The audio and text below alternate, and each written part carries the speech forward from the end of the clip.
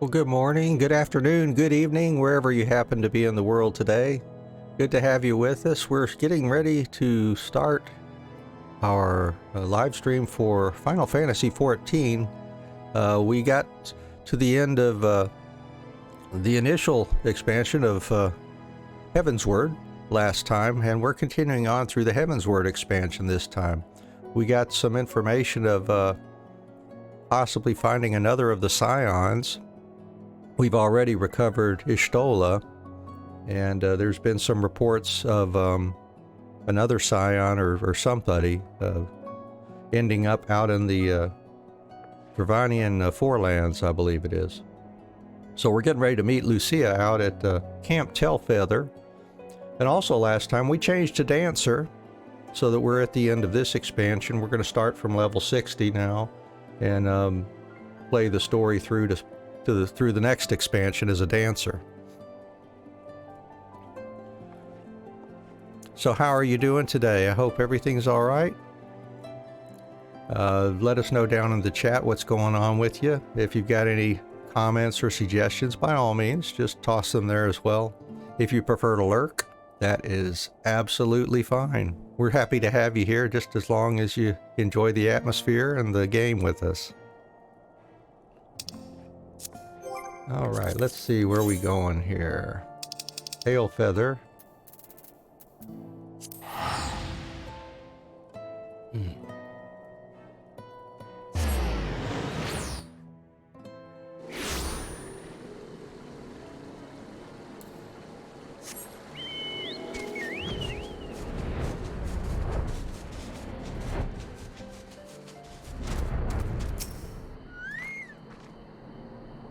I always imagined that the first time I set foot upon Dravanian soil would be at the head of an army, and here I am, ready to treat with the brothers and sisters of mine enemies. Full well do I know how difficult it can be to set aside the past, though it was I who first proposed recruiting Ysael to our cause. I questioned the wisdom of my words almost as soon as I had uttered them, and for a long time after that. Here was a woman with the blood of innocence on her hands, men, women, children, all slain in the name of the implacable Lady Iceheart. Yet she acknowledged her misdeeds and agreed to join us in common cause. At our side, she fought in service to that greater good, even unto her dying breath. And while that does not absolve her of her sins, I hope that one day she will be remembered not merely as a heretic, but as a misguided soul who dreamt of peace. You ask much, Master Alphino, yet who can say what might come to pass, should our negotiations bear fruit? Yes, of course. We must press on to Annex Trine, if you will follow me. Well, that's right.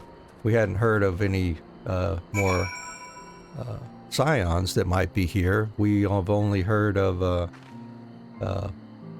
they want to do some negotiations with the dragons, so that's why we're out here today. Alright, so let's see, let's port on over to Annex Trine. Excuse me.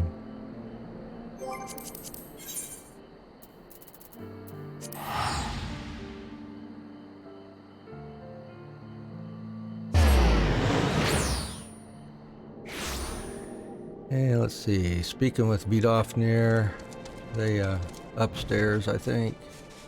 Looks like it.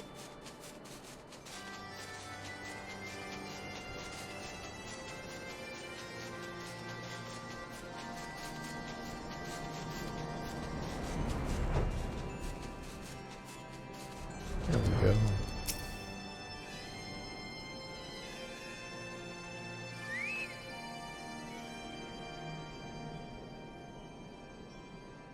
Thou art ever welcome here, friend of Ysael. But this one I do not know.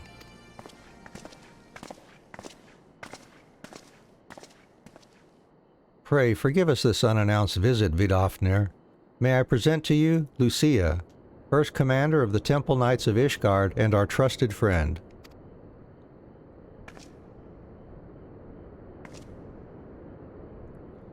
It is an honor to meet you, Vidofnir.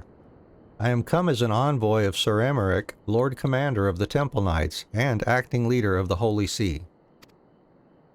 Indeed. You may speak, knight. For 1,000 years, man and dragon have been locked in an endless cycle of bloodshed and sorrow. To our shame, we long believed your kin to be the architects of this war, but now we know the truth. That King Thoradin and his Knights 12 did willfully betray and murder the great worm Ratatoskr, shattering the peace between our peoples. For 1,000 years, our leaders conspired to conceal this truth, a truth which was at last laid bare by the Warrior of Light, the Azure Dragoon, and Isael. Alas, a deception so intricately wrought cannot be undone in a moment, and our people labor to accept the truth. After an eternity of war, who would dare to dream that peace could at last be within our grasp? Yet dreamt we must, as Isael once did, and we must make that dream a reality, as she could not. We humbly beseech you, Vidofnir, join hands with us in friendship once more before the eyes of many people in Ishgard. A most unexpected invitation.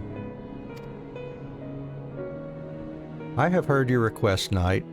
However, I cannot yet give you mine answer. May I ask why? This matter concerneth my sire. He must needs be consulted. Moreover, the Nath grow bold, even as they did before, and I would not leave my people at the mercy of the swarm. Then we will wait. After 1,000 years at war, we shall not give up on peace for want of patience. Ha! Fear not, knight. Thou shalt have mine answer within thy lifetime. So soon? My humble thanks. I shall bear your words to my lord forthwith. Until we meet again.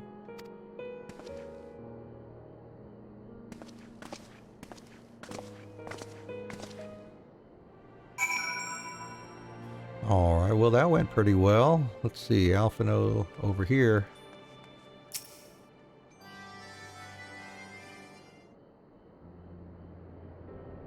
Given the circumstances, I would say that went rather well. Yeah, that's what I say. To be frank, I am surprised our proposal was not rejected outright. Whether aught will come of it remains to be seen, however. Mayhap I should take this opportunity to speak with some of the other dragons. Ah, but you need not wait for me. The return journey holds no fears for me now. Well, if you have no further need of our services, we shall continue on to Sharlayan. We hope to welcome a scholar who has agreed to aid us in the search for our missing comrades.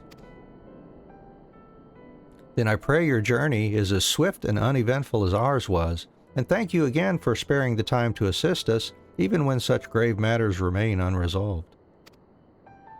I can think of no graver matter than 1,000-year war, one which our friends gave their lives to see ended.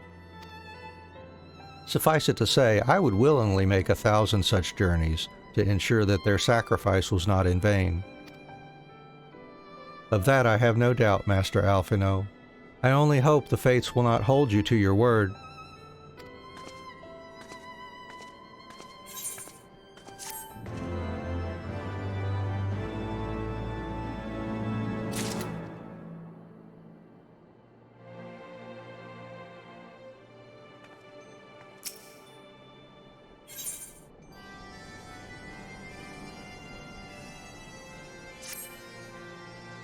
So, it would seem we have time to greet this scholar after all. How delightful. I shall be interested to hear how she means to go about finding Minfilia and Thancred. I can only assume she is privy to some new investigative technique. In any event, our first order of business is to rendezvous with Ishtola in Idleshire.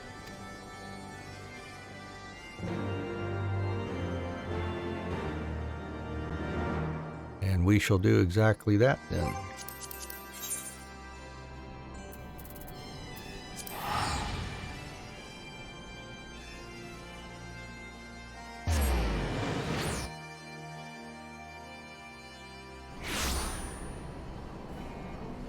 See,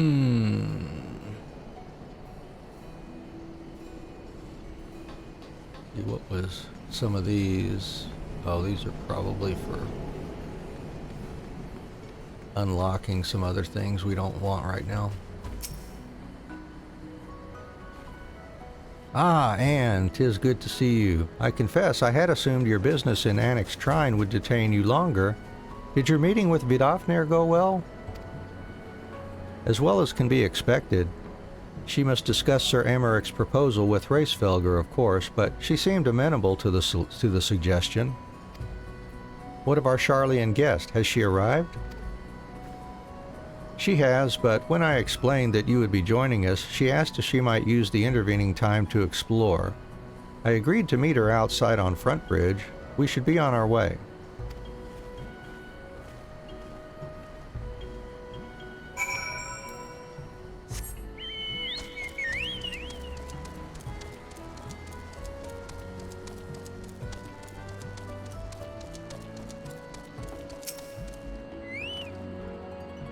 Waiting, waiting, waiting, waiting, more waiting.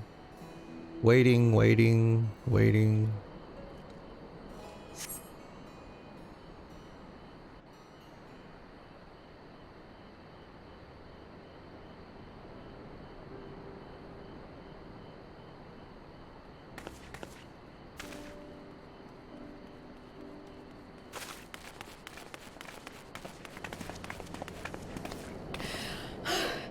I'm terribly, terribly sorry to have kept you all waiting.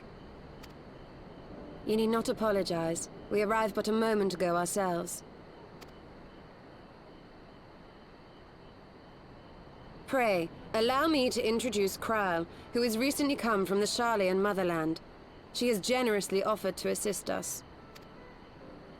Oh, please, think nothing of it. A trip to Eorzea was long overdue. You must be the Warrior of Light. Yes, you certainly do look the part. A pleasure to meet you at last, miss. And who is that I spy but young Alpha No Levieux himself? I dare say someone's grown an ilm or two in my absence. Or are those lifts in your boots?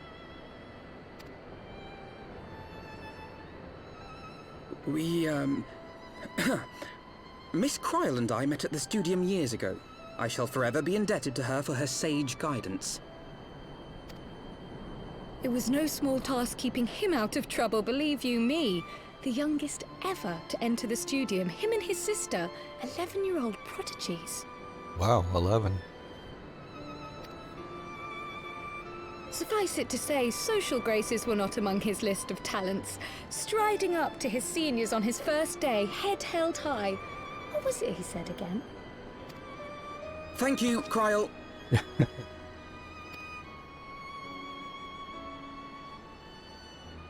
For what? I haven't finished yet. Would you care to attempt a more dexterous deflection?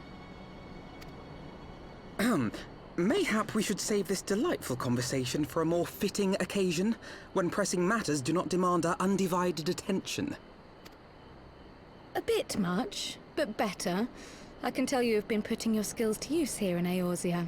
Henceforth, I trust you will dazzle me with your eloquence at the first time of asking.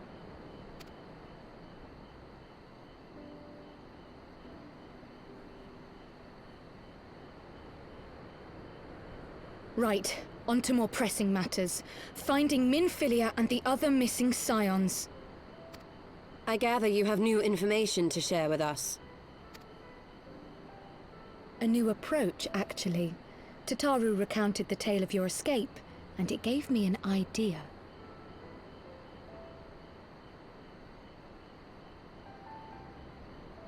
Simply put, assuming Thancred left some manner of trail when you whisked him away, as is almost always the case with teleportation magics, I am confident I can find and follow it.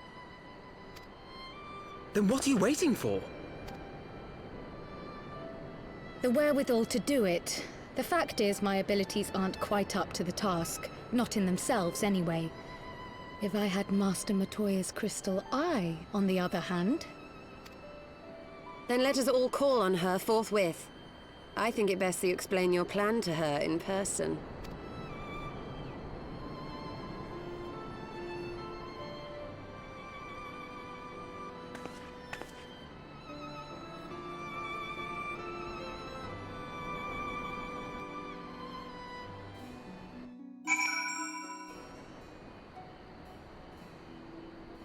Alright, so I guess we'll go fly back out to the ass end of nowhere again here.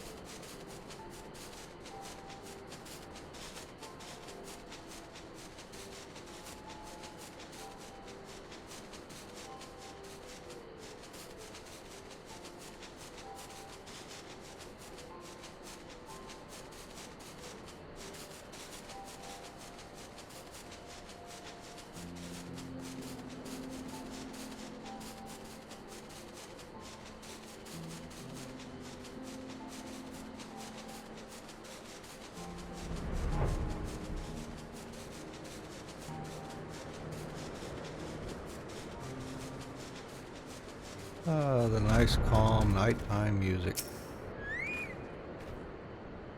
You did say we were headed for a cave, did you not? Because I certainly don't see a cave nearby. Is Master Matoya meeting us on the way or something?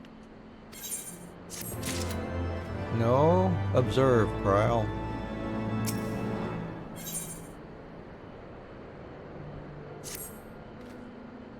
I have heard many stories of Master Matoya, some quite flattering, others less so. Rest assured, they all are true. This way, and have care where you tread.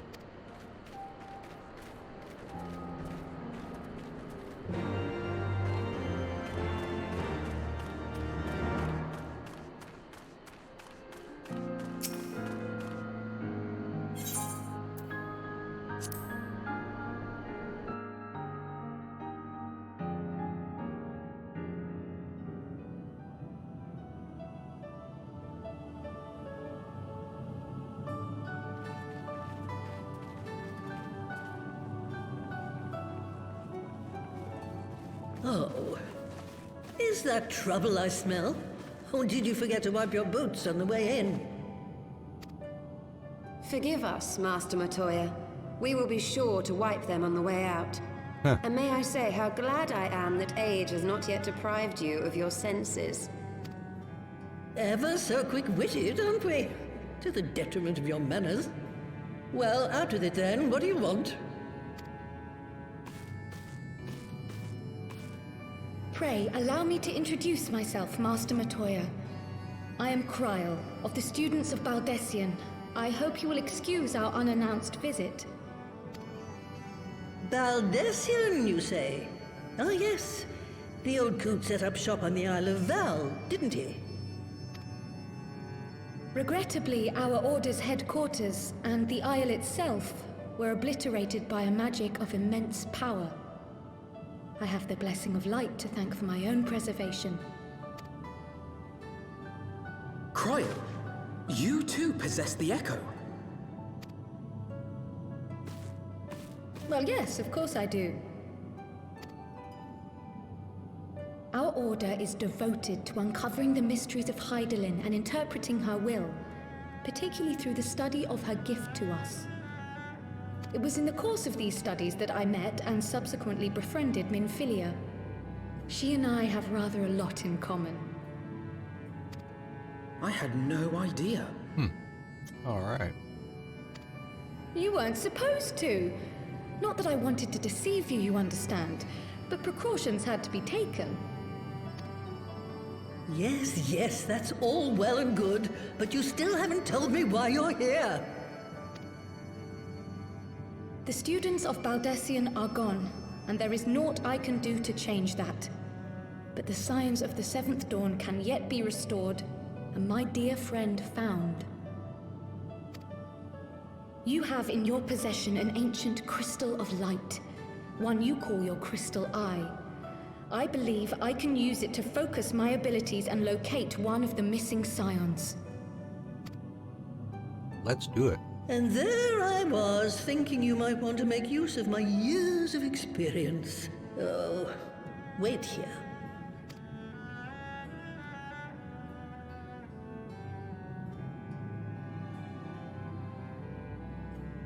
Long did I ponder the nature of this crystal and its familiar radiance, but never did I suspect it was a crystal of light. On the cusp of an umbral calamity, souls blessed with the power of the Echo invariably appear. To aid these, her chosen warriors, Hydaelyn bequeaths to each a slither of her strength in the form of a crystal of light. But as her strength wanes, so too does the potency of her gifts. This crystal, born of an earlier era, is infused with a power far greater than those of this age. You could travel the length and breadth of the land and not find a crystal even a fraction as pure. Its value is beyond measure, as are the risks inherent in its use. No two manifestations of the Echo are alike. I, for example, can converse with beings of every shape and size, excepting beasts, contrary to what others would have you believe. Language has nothing to do with it, of course. Rather, I am sensitive to the whispers of the soul. Their intent, their very essence even, the traces of which serve to guide the elementals to Y'shtola. Far-fetched though it may sound, I believe that with your crystal eye, I may be able to pick up where they left off and follow the remaining trail to Thancred. That is, if I have your permission.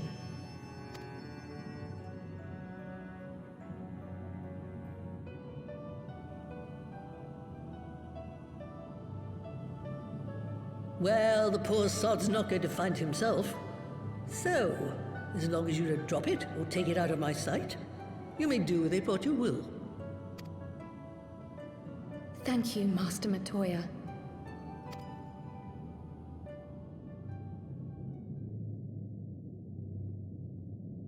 Then let us begin.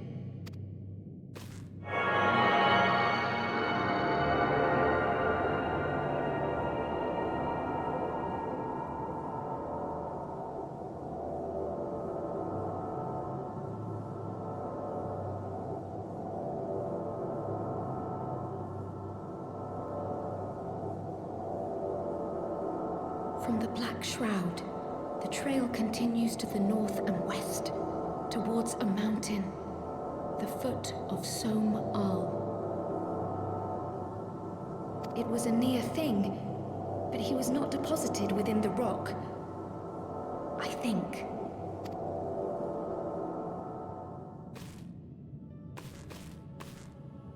The hunters of Tailfeather know those lands well. I say we begin our search there.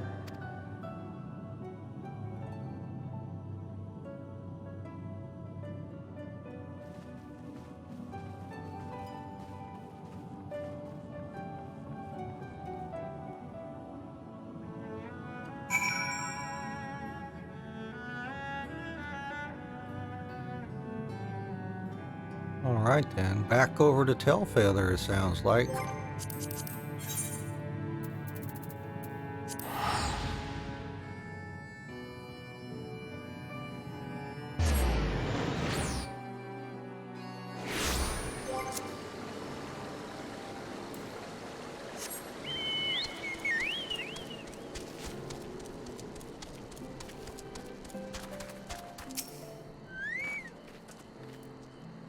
Were I to find myself in an unfamiliar wilderness, my first instinct would be to seek out signs of civilization.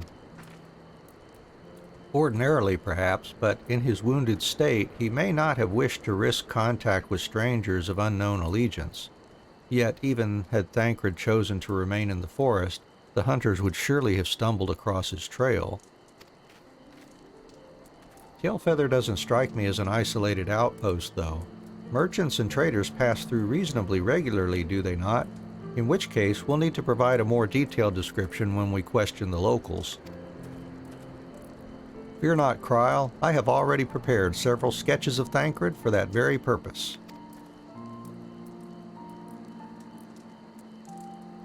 This This is impressive. You drew him from memory? A skill I acquired some years ago for reasons I no longer remember. I propose we split into 2 pairs. Ishtola and I will inquire at the outlying encampments, while Anne and Kryle question the residents of Tailfeather. Afterwards, we shall regroup near Loth Est Bath and share our findings. Assuming there are no objections, let us be about it.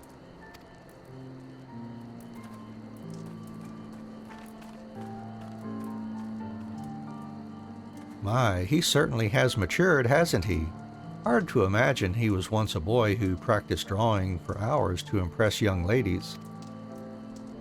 Anyway, we had best get started. Find me when you've finished making your rounds.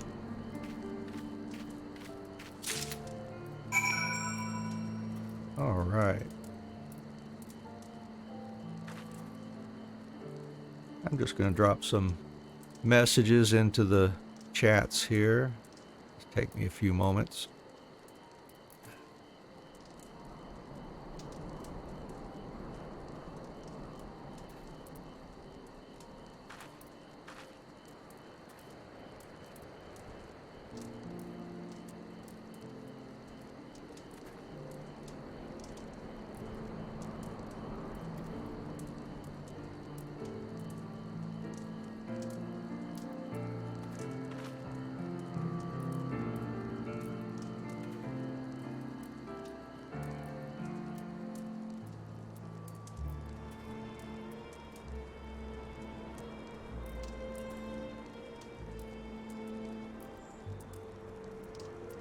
Alrighty.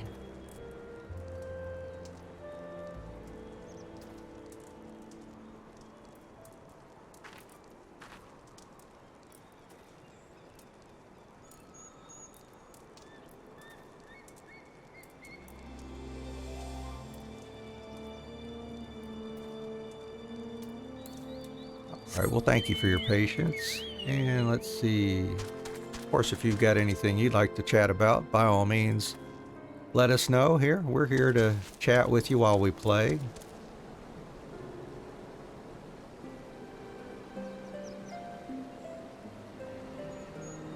Alright, let's see what Lupad has to say. Searching for a friend of yours? Let's have a look then. Here's Alphino's sketch.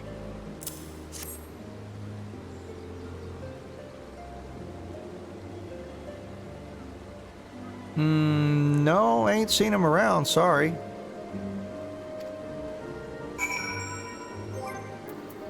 I don't suppose that shows us anything. No, we can't do anything with that.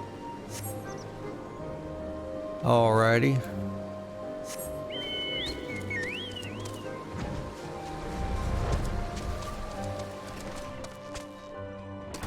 Excuse me while I bring my bird into your house. What's that you've got there? A sketch.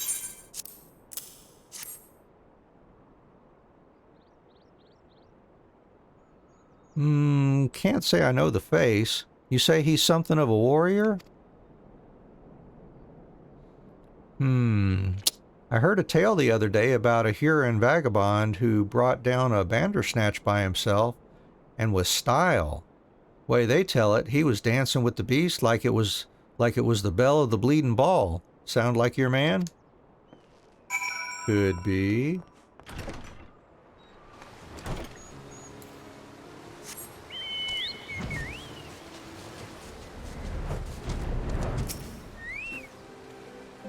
A Huron man? We're not exactly rare, you know. Could you be more specific? Here's what he looks like.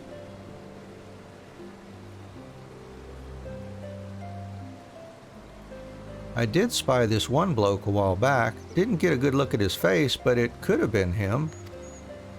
This was beyond the forest, as I recall, along the river to the west of Tailfeather. I remember thinking he wasn't much of a hunter. The lad was making no effort to cover his tracks, see? That, and he was carrying an axe instead of a bow. Yeah, I don't know about that.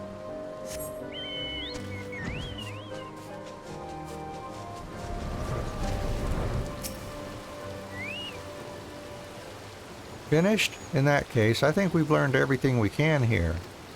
Let's see what the others have found out.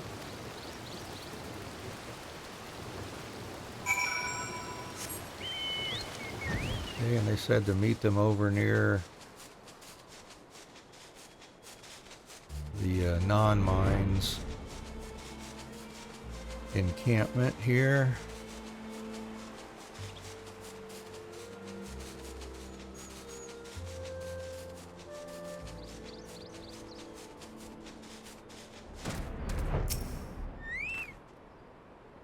Waiting and waiting and waiting.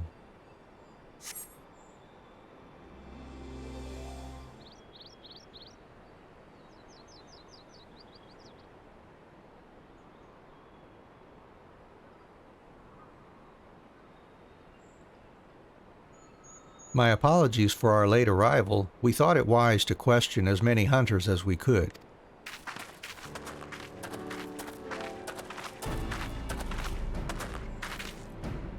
Many have made camp in inaccessible locations, ideal for hunting game, not so receiving visitors. Nevertheless, our time proved well spent.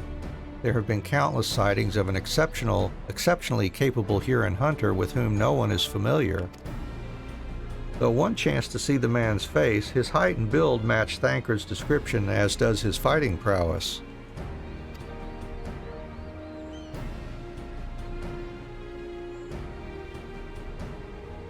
So, you have heard the same tales. Be that as it may, we yet want for conclusive proof.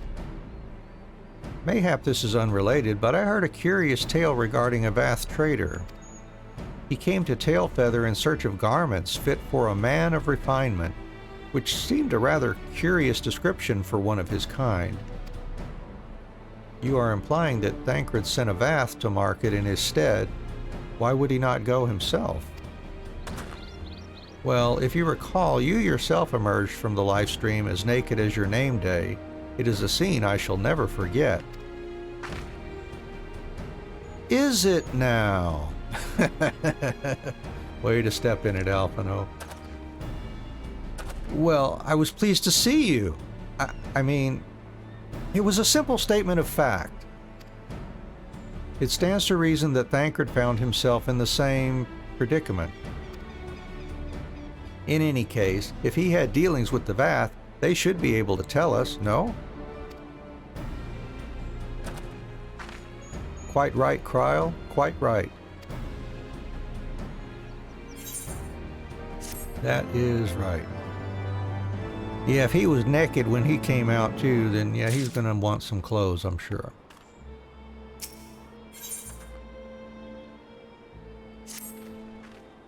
Well, what are we waiting for? We all know Thancred could be waiting for us in Loth Ast Vath. We must go and see the Vath right away. Come along, everyone, come along.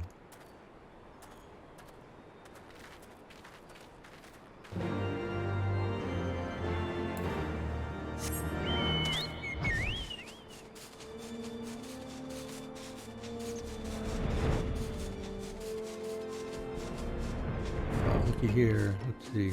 Maybe we'll grab this while we're here too. Let's see. I'm gonna. Alchemist is only 53. Let's grab a little experience for them. Go.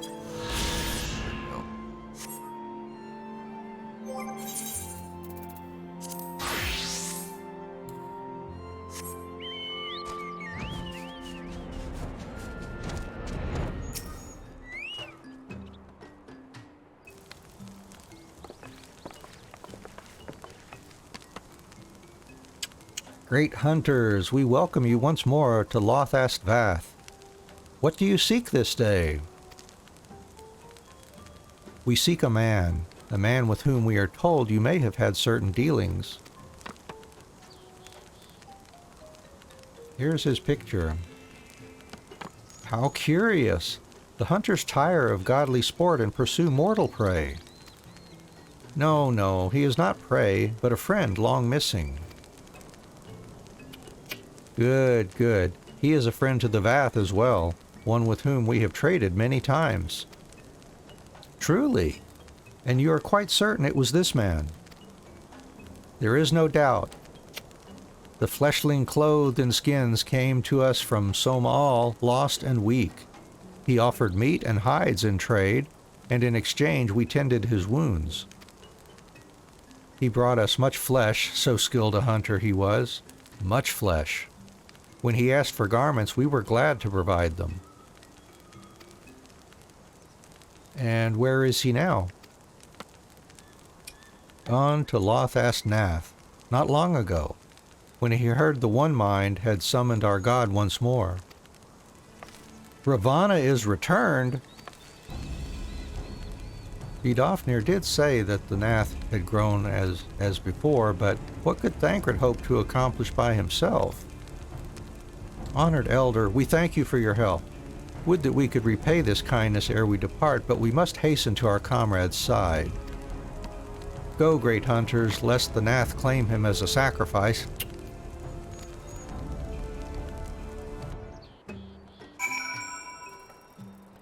All right. So let's head on over there, see what he's getting into here.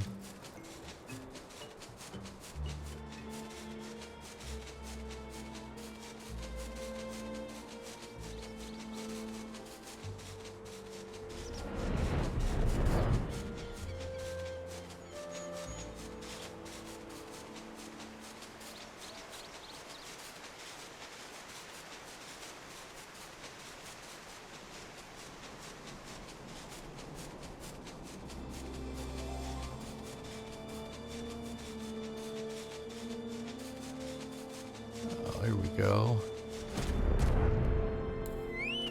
And let's see, we need to be a little careful here.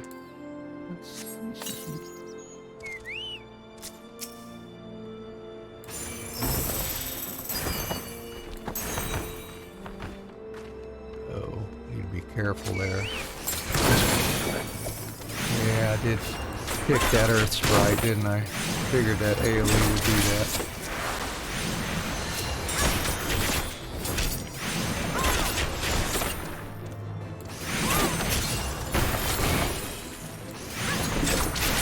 Alright, there we go.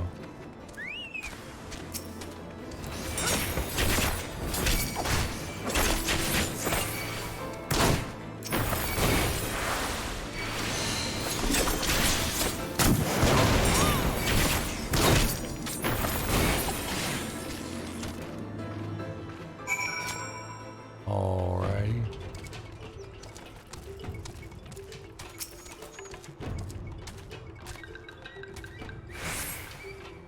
That is the one thing about Dancer. Gotta be careful that those AoEs there.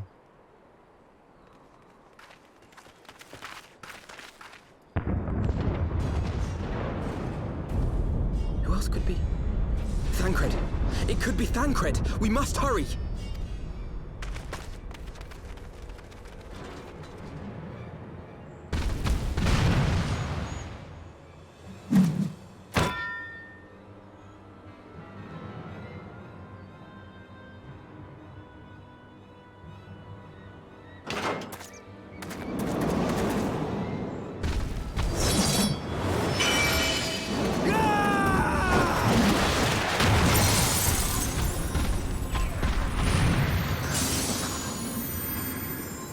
Nice one, Axeman. So that must be the dude with the axe that that one was talking about. Ah, yeah.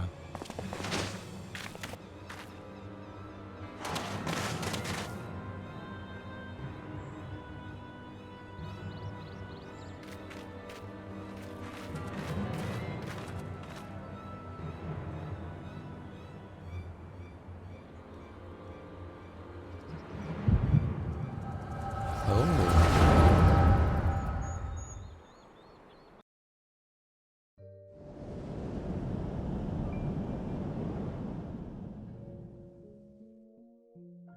This day, we reclaim the reins of history. This day, we rid ourselves of the Ascians forever. That phrase, the reins of history, they keep sticking that in there. Fools playing at heroes, all of you. Is this how you believe you can save your world? We can and we will, Ascian. You shall see. Or perhaps you will not!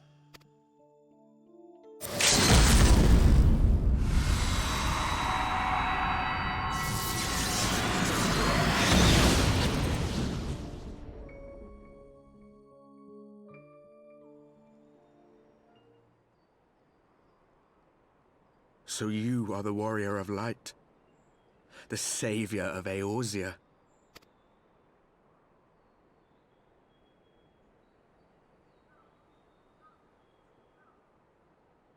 It's a wonder you didn't come sooner, what with the primal and all. Lost a step, have we? Have care. The ether moves strangely around him. It would seem we share a common enemy. Mayhap you would tell us who you are.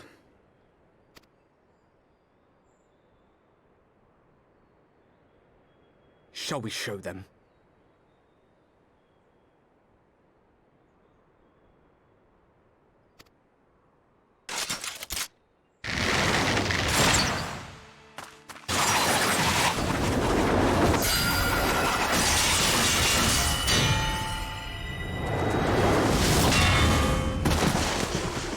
Ouch.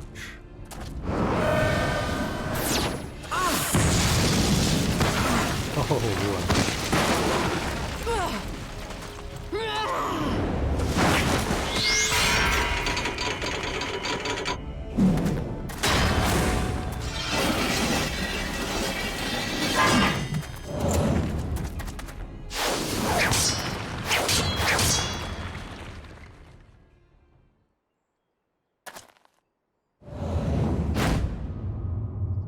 There he is.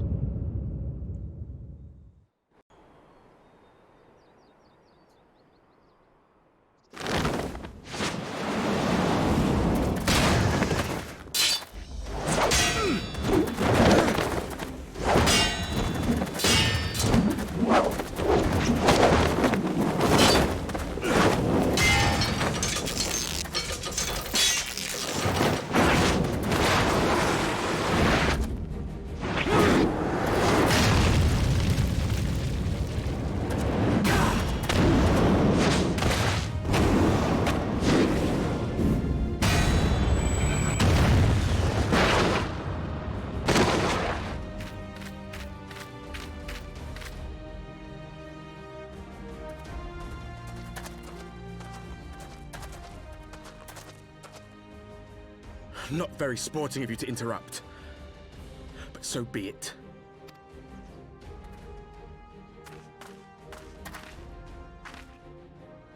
Mark well our faces, warrior of light, for we are the warriors of darkness. Ooh. Walkers of a different path, and we shall meet again.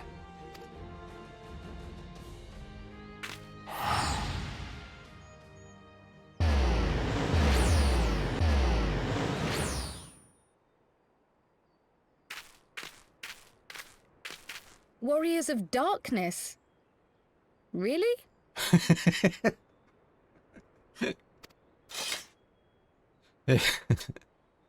Are you shitting me? Huh?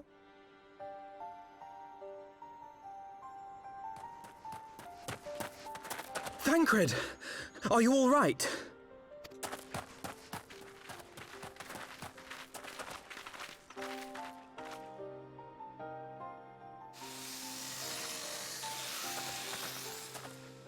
Pleasantries can wait.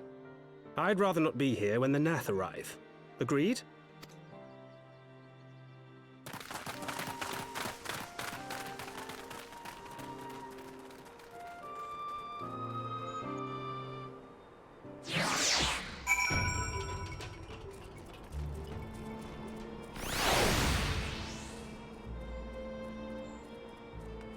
Well, those are some pretty fancy clothes. If he got those from the Nath, unless he traded in his old ones for these or something.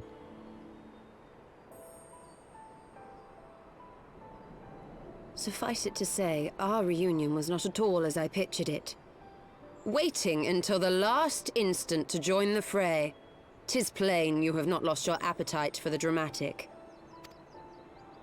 My appetite for the dramatic? Have you forgotten the circumstances of our parting? The heroic last stand, the tunnel filling with light, and then... Yeah, that was Had pretty I good. known you intended to use forbidden magics to deliver me to some god's forsaken wilderness, I would have thanked you in advance. Thancred.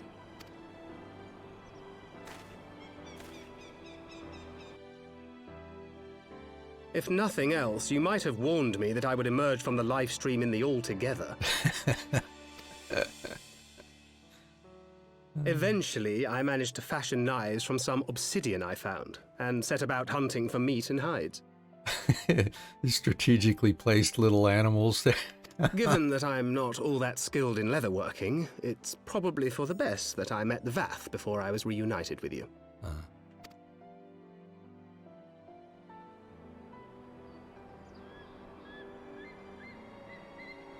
So you were the fleshling clothed in skins of whom the storyteller spoke? A description which fit me as ill as the skins themselves. Happily, I was able to trade with the Vath for garments better becoming a man of refinement. From them, I learned of Ravana, and of the great warrior who had once laid him low.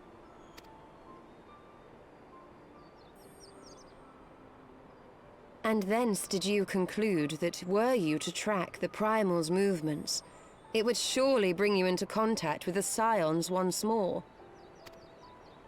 It seemed a reasonable assumption.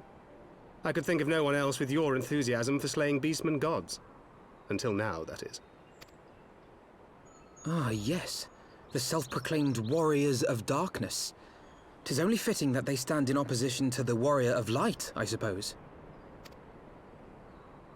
I glimpsed the leaders past, if only for a moment. They were confronting a man in black. An Ascian, I think. If these warriors are capable of doing battle with Ascians and Primals both, they must be possessed of powerful protection. Protection not unlike the Echo.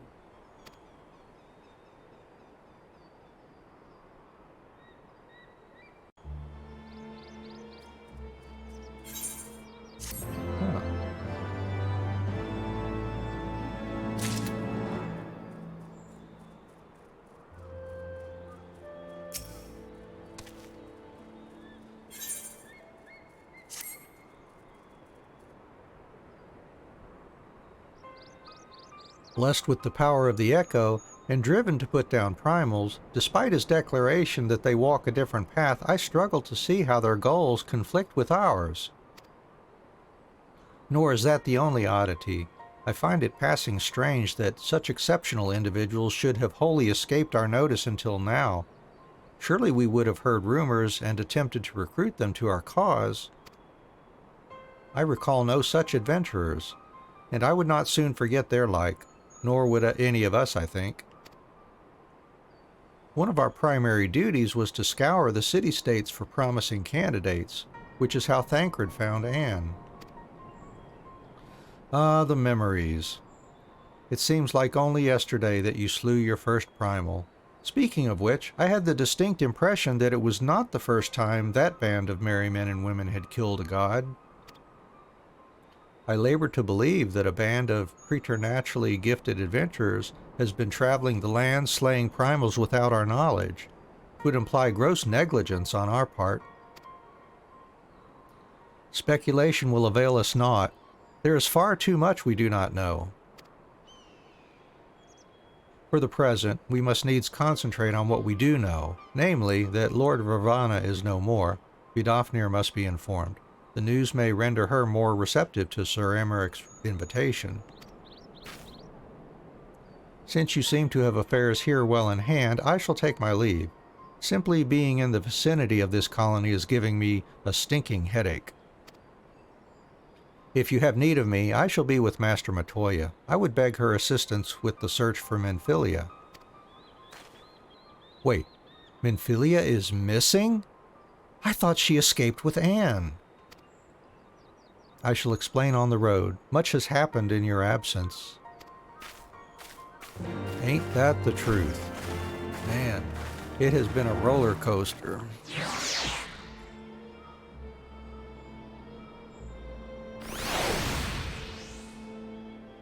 All right, so we speak with Vidofnir.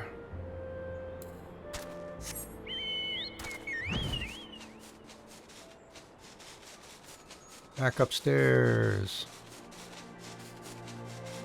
Anyways, if you're just joining us for the stream, welcome. We're happy to have you here. How are you doing today? Drop us any messages you'd like, tips, suggestions, anything you'd like to talk about, the weather. We're here to chat and play with you here. So just anything you've got to say is fine.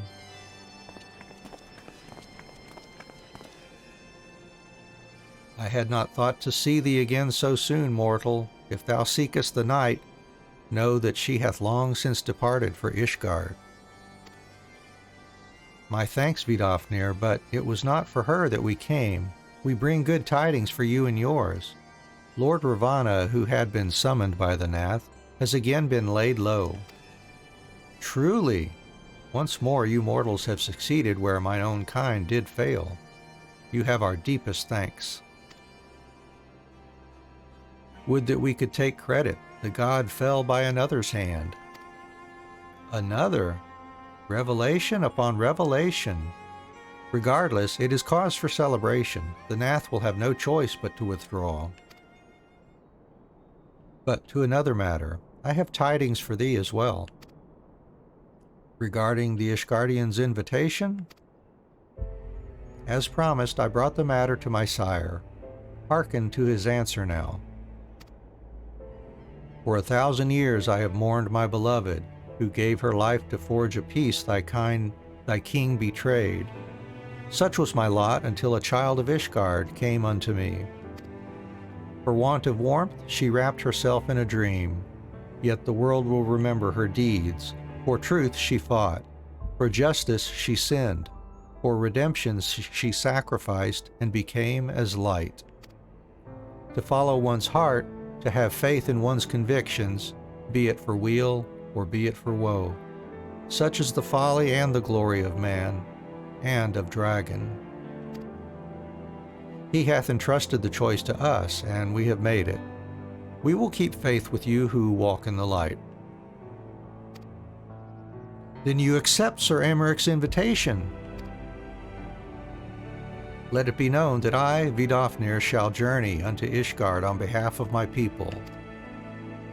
We are honored to receive your answer and will convey your words to our allies without delay.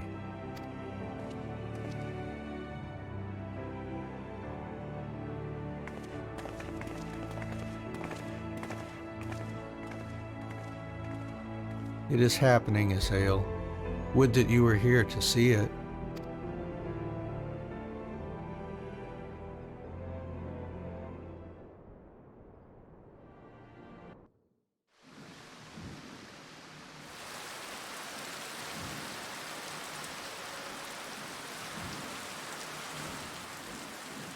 Even as the Scions celebrated the return of a long-lost friend, honorable men plotted to deprive them of another.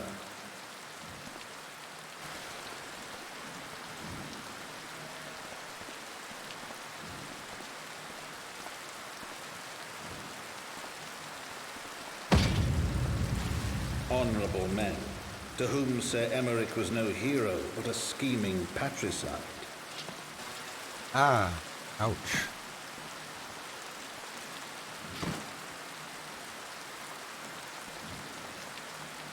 Honorable men who would fain wash the paving stones of foundation with the tyrant's blood. Honorable men whose knife in the dark was the spark which set the city aflame, and who sang as it burned.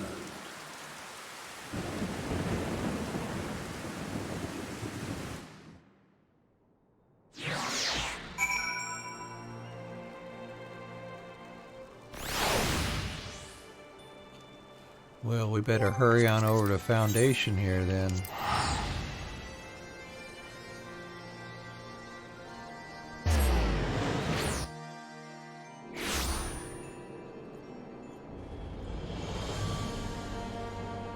Let's see, where is Alphino?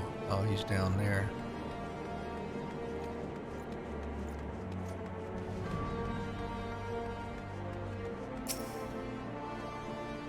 Right. Let us not keep Sir Aymeric waiting.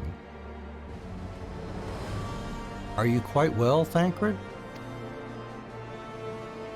Yes, quite well. Forgive me.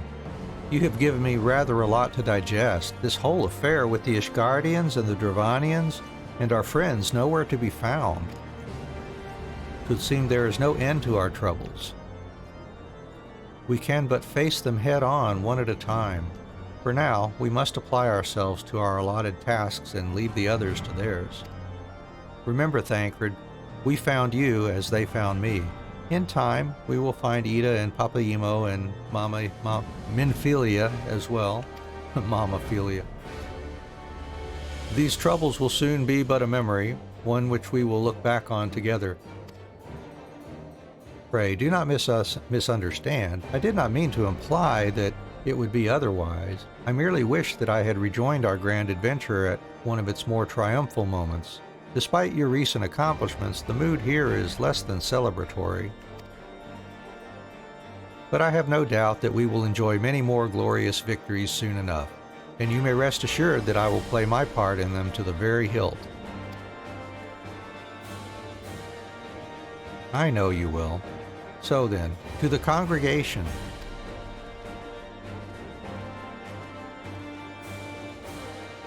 Yeah, poor Thancred, he missed a whole expansion here. You missed all of 3.0, buddy. Let's see.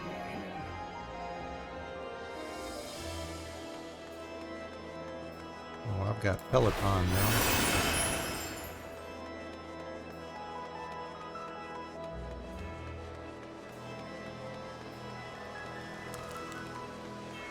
Hey, hey, hey, it's Firm Albert.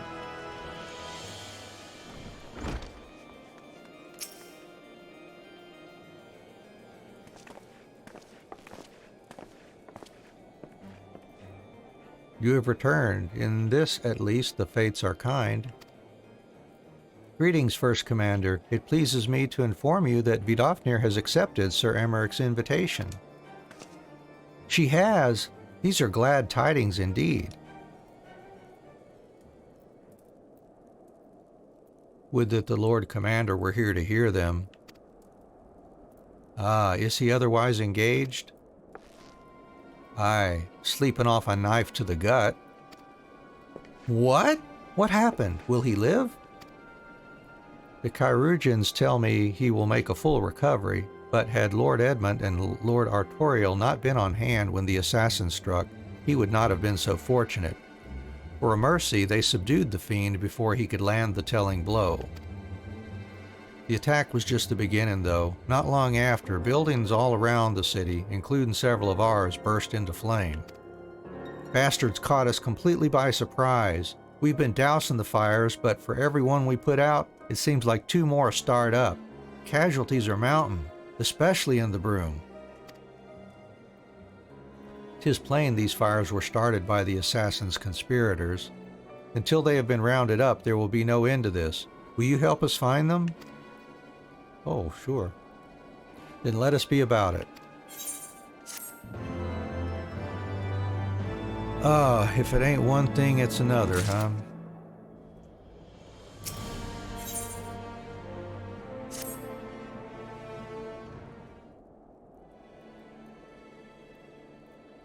The flames are spreading. We must needs begin our investigation immediately.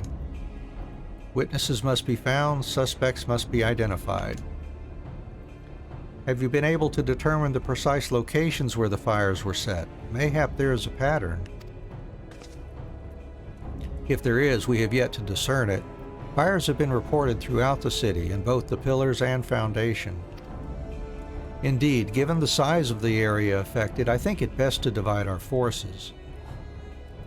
Master Alphino and Mistress Ishtola, I would have you take charge of the investigation in Foundation. As you wish. Mayhap Tataru can be of assistance as well.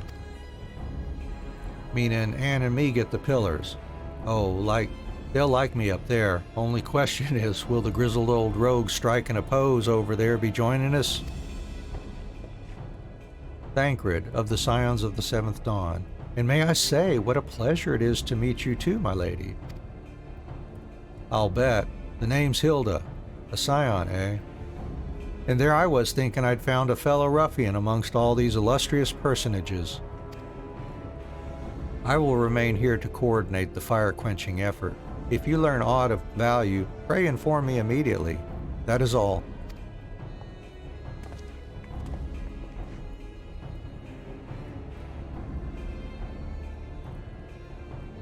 While we could begin by sifting through charred rubble and questioning random passers-by, in my experience, every town has at least one individual who can be counted on to know things he or she should not.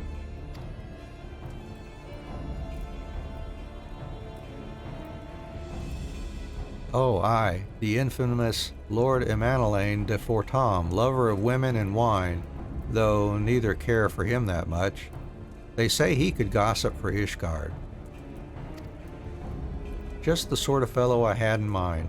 Capital suggestion, Anne. Why, thank you. He'll be at the Crozier most like, making an effort to be seen, so let's go and see him. Grizzled I will accept, but old?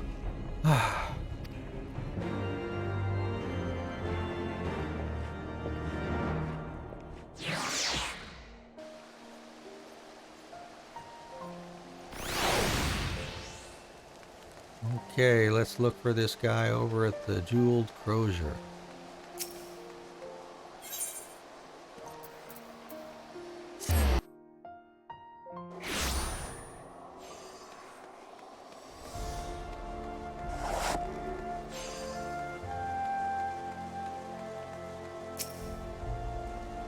Well, well, if it isn't Anne, dearest of all my friends. You're looking rather glum. Something the matter, old girl? Ah, yes, the arsons. Dreadful business, that. And awfully curious, wouldn't you say? There doesn't seem to be any rhyme or reason to it at all. Naturally, we've doubled the guard outside the manor, along with most of the other houses. Can't have the old pile going up in flames, after all. Oh, in case you were wondering why the Hoplin is awash with refugees, the lower levels of the vault have been opened to those unfortunate souls who have lost their homes. Sir Aymeric's orders, from what I hear. Remarkable man. Not even a knife in the ribs can keep him from his duties. Actually, old girl, if you were thinking of questioning the refugees, I should be more than happy to accompany you to the Hoplin. While you conduct your inquiries, I could offer words of comfort to the distressed and despondent young maidens. Wait a moment. I know what that is. You're giving me one of your looks, aren't you? You do me an injustice, old girl. I will have you know my heart yearns for but one rose, prickly though she may be. I sense you remain unconvinced. Very well. If it will help to prove the purity of my intentions, I shall gracefully rescind my offer. Now, run along and catch those arsonists. That was not entirely what I had hoped for. Whose idea was it to come here again? Never mind. For our next step, I suggest we divide our efforts. While you question the refugees in the Hoplin, Anne, I shall investigate the locations where the fires were set.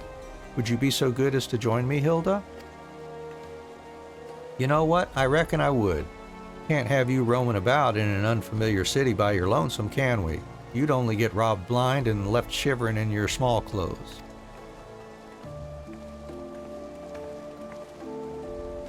All right.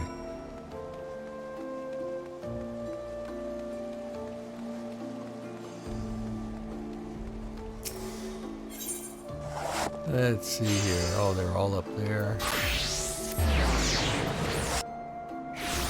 All up here.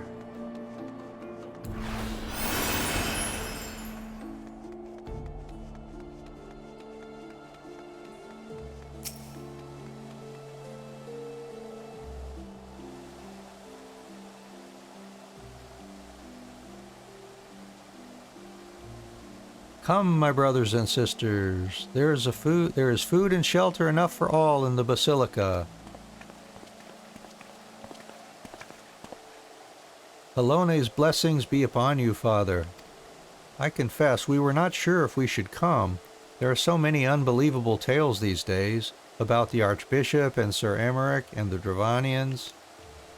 Trust in your heart, brother, and pay no heed to the lies of lesser men. They seek only to lead you astray. Do you require succor as well, miss?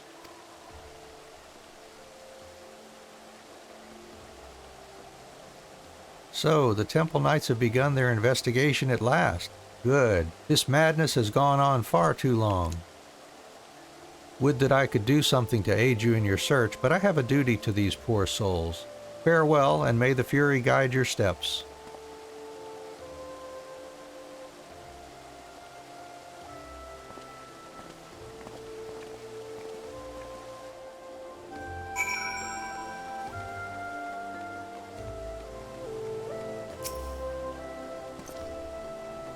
There was a man with a satchel. I saw him kneeling outside the window, and then there was smoke everywhere, and it was so hot, and I couldn't breathe. I don't remember how I made it out. I suppose I must have climbed. Maybe my arm is getting better after all.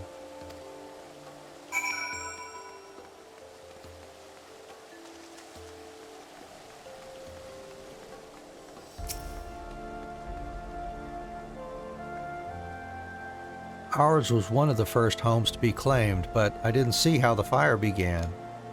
It was only when I heard our neighbors shouting that I looked outside and saw the flames. We barely escaped with the clothes on our backs.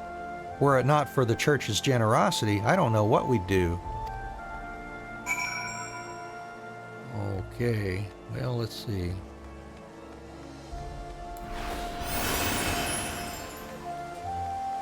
Go find Thancred here.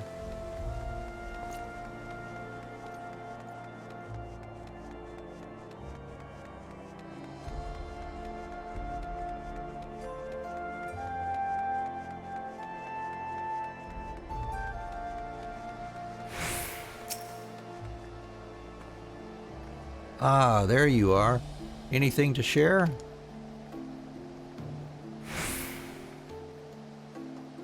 We will require more than the muddled testimony of a traumatized girl if we are to identify the culprits. While you were questioning the refugees, we inspected the scenes of several of the fires, including one near St. Remenau's cathedral and another near the tribunal. For a mercy, neither structure suffered significant damage. Some might say they were spared by the grace of the Fury. Others might question how such ruthlessly efficient arsonists contrived to fail so miserably on the two occasions when their target was a bastion of Ishgardian orthodoxy. Nothing conclusive, of course, but it does give one cause to wonder. Alphino will doubtless have an opinion.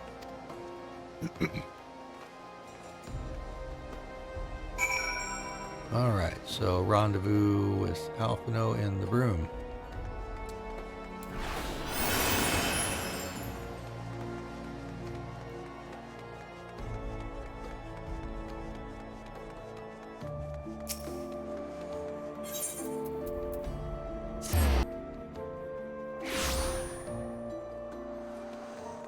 There he is back there.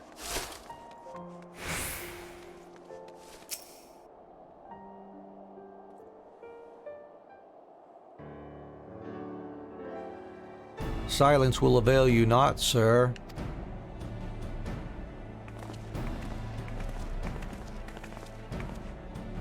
Ah, Anne, I was just about to summon you. As you can see, we have detained a suspect. We found this man loitering near the remains of one of the stricken buildings.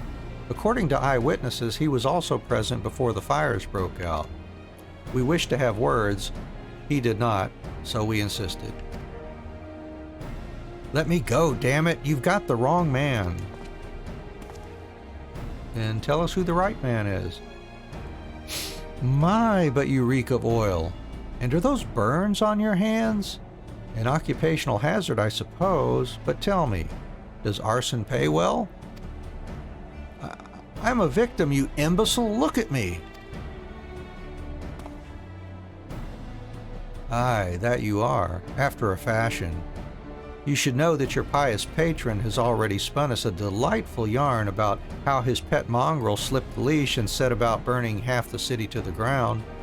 Not very noble of him, I grant you, but then these highborn types rarely do show loyalty to their pets.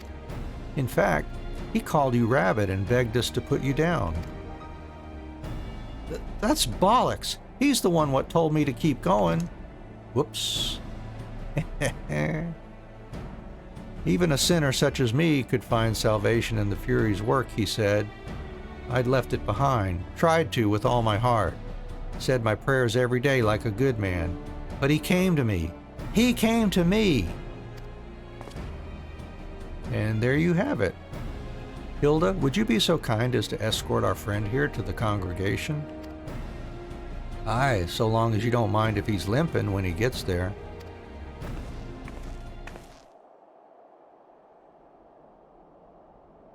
That was incredible, Thancred. But how did you know he would confess? Well, I have seen his like before. A troubled soul manipulated by men of power and wielded as a weapon. I could not be certain, of course, but given the stakes, I thought it worth the risk. And if our captive had called your bluff?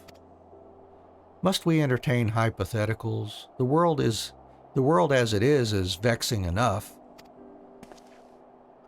Thank you, Thancred.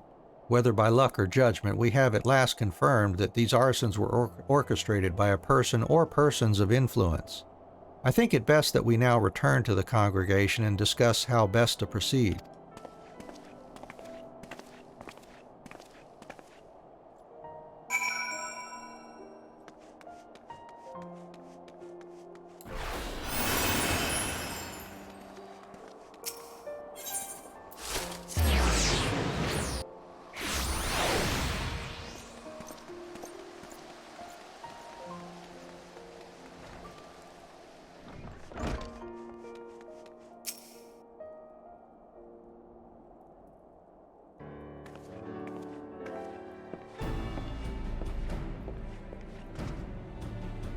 On behalf of the Holy See of Ishgard, I thank you all.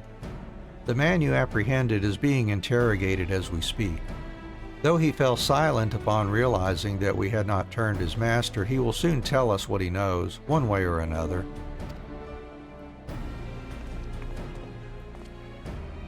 Pardon the intrusion, First Commander. Ah, Lord Artoriel. Are you come to see your father? He is attending Sir Aymeric in his chambers at present. I am. He bid me bring this salve. Then do not let me detain you, and thank you for your kindness, my lord. In times of trouble, every man must do his part. Would that I could do more.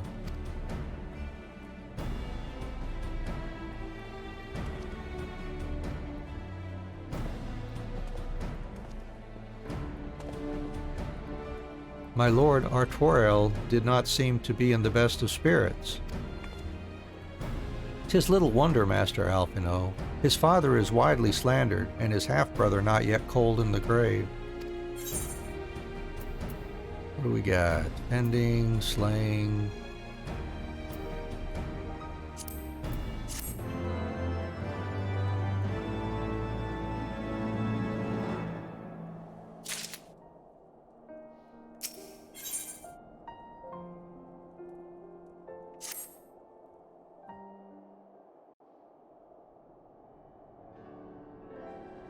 I do not mean to diminish our accomplishments, but until we identify the ones who ordered the fires set, our work is far from finished. Between the various conservative and religious factions in Ishgard, I dare say there's no shortage of parties who would like to see the status quo preserved. Do any likely suspects spring to mind? Far too many to count. Lord Commander, your wounds. Are healing well. Thank you. Time is of the essence. Lest we forget, these men would sooner put their own city to the torch than see it change. When our enemies learn that we have apprehended their arsonist, there is no telling how they will react.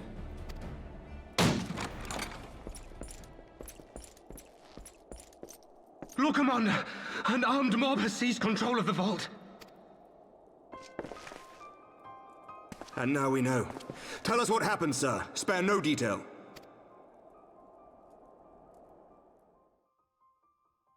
We were directing refugees Hey, into the Lily. Basilica, Good to see you. as you ordered, when all of a sudden, men brandishing weapons were all around us. It happened so fast, my lord. We had no time to respond. How are you doing today? They've taken the refugees hostage and barricaded themselves inside the vault. And they sent you to deliver their demands.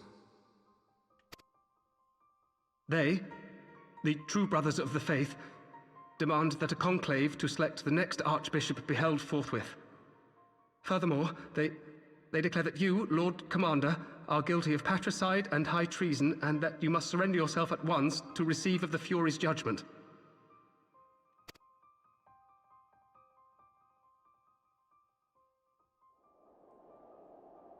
Ridiculous! I mean, do they honestly think that executing Sir Aymeric will change anything?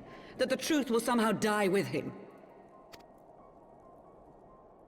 These fundamentalists rage against the passing of the old ways, unable to accept there can be no going back. The weather is super nice there, and got some freshly baked bread for lunch. Work for another 3 hours. Okay. Well, yum. I'm glad the weather's turned out nice there. We've had freezing weather here for a few days. I haven't looked today to see what it's like outside, but yeah, we're anxious to have spring really be here, to be honest with you.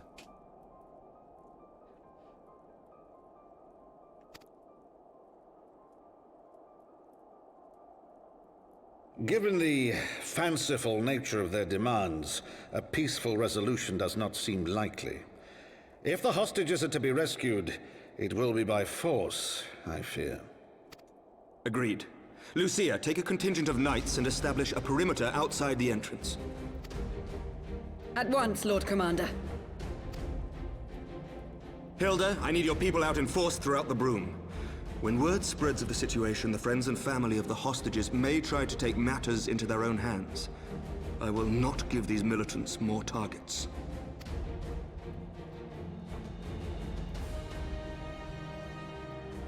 I shall lead the assault on the vault.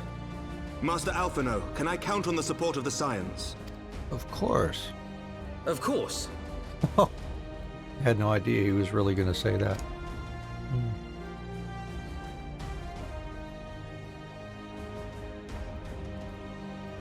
We are in your debt. I shall join you as well, Lord Commander.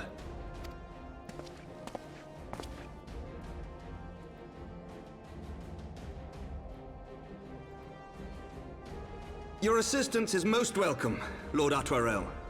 To arms, then, friends. Time is against us.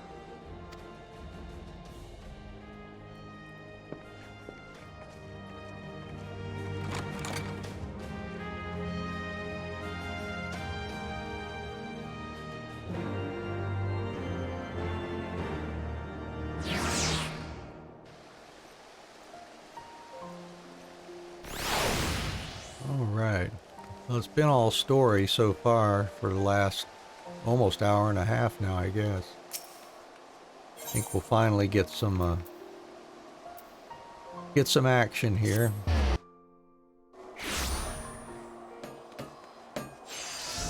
Oops, sorry, Crafter dude, didn't mean to run over you there.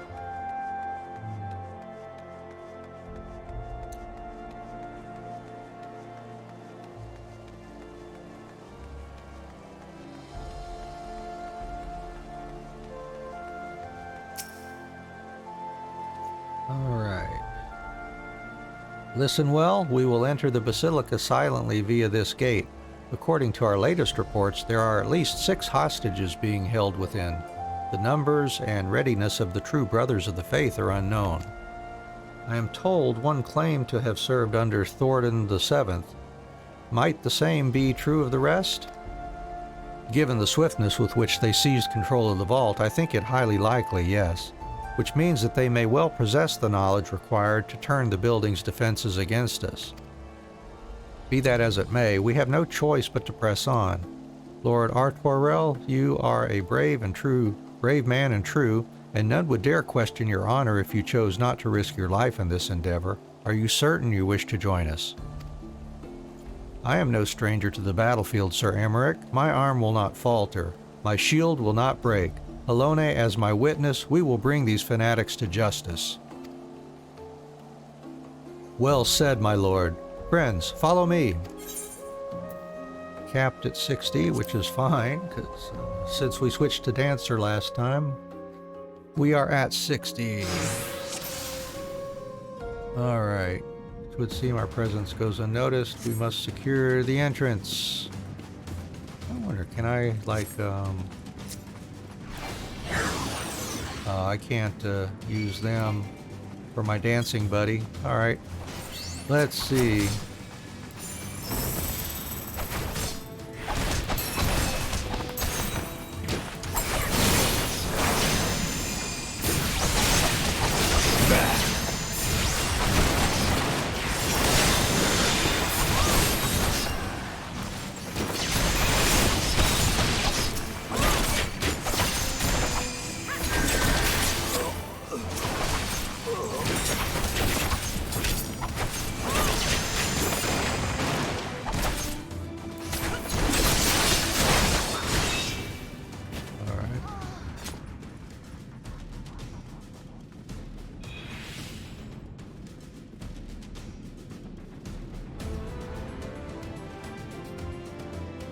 Ooh, hurry, the others were taken elsewhere by Sir Simonard.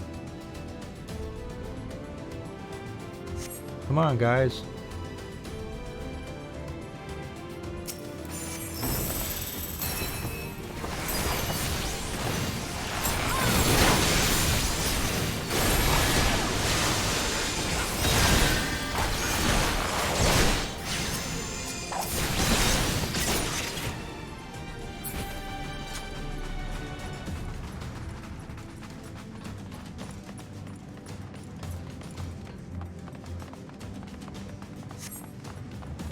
Down with you!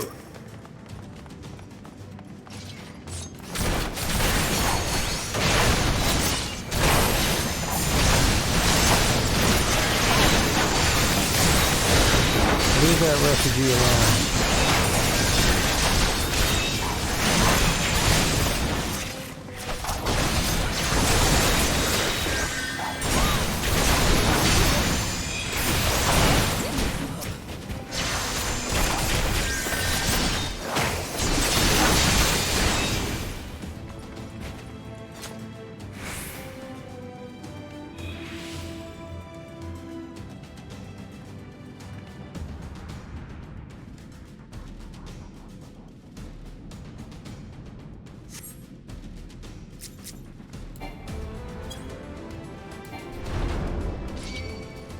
All right.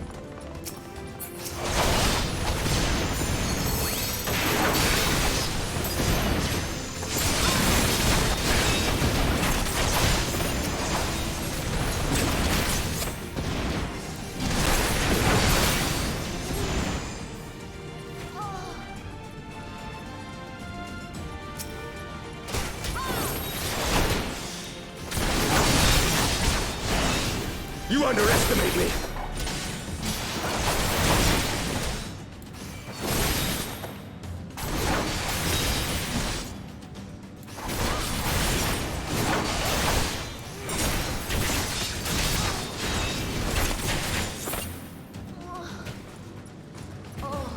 Let's go, Aymeric.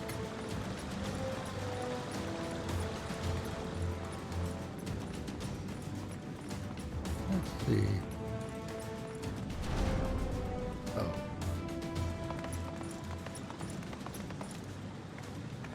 Sir Simonard, lay down your arms and release the hostages, and you will be shown mercy. I give you my word. Ha! The word of a heretic and kinslayer. I would sooner trust a dragon. Activate the knights. We shall show the hostages the same mercy he showed the archbishop. right, mechanical horses. Let's go.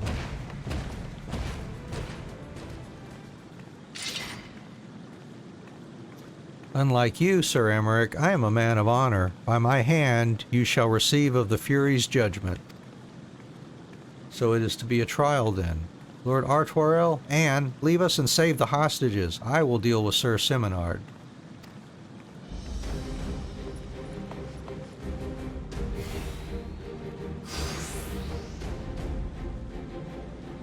Alright.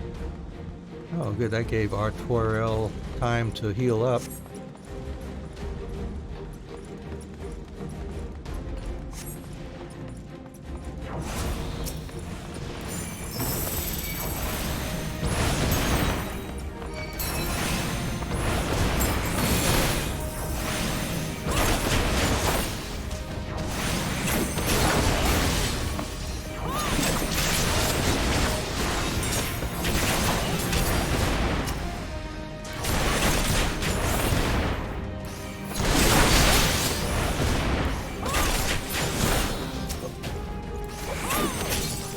Leave that hostage alone.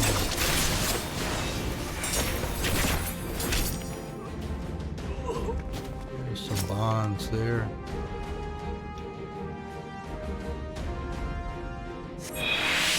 Two of 3 untied. 4 out of 6 hostages rescued.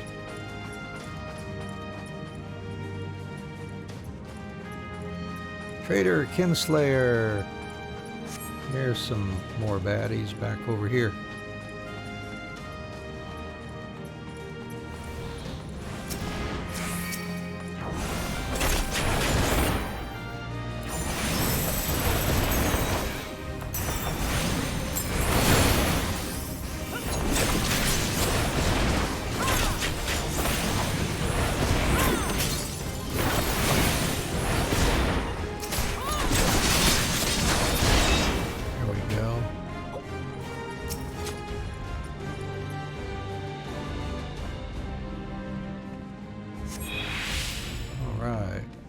Come, Sir Aymeric needs our help. Yeah, let's go help him.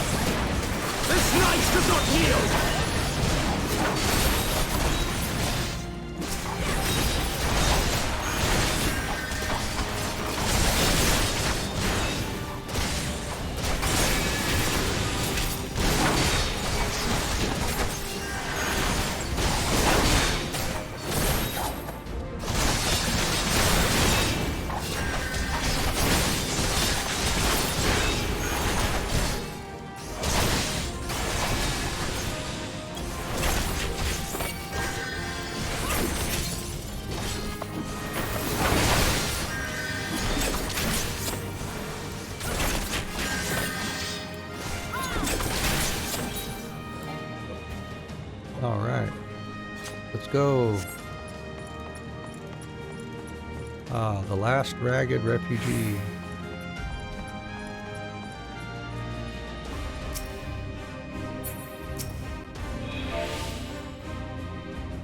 Wait. Hey there. Ooh, took melee upstairs. Alright. Have no fear, we will save your friend.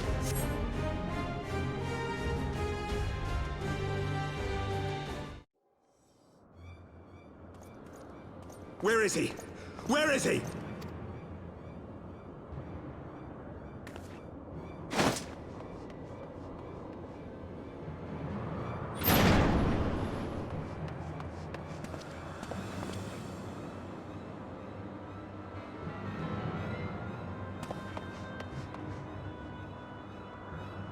Come no closer!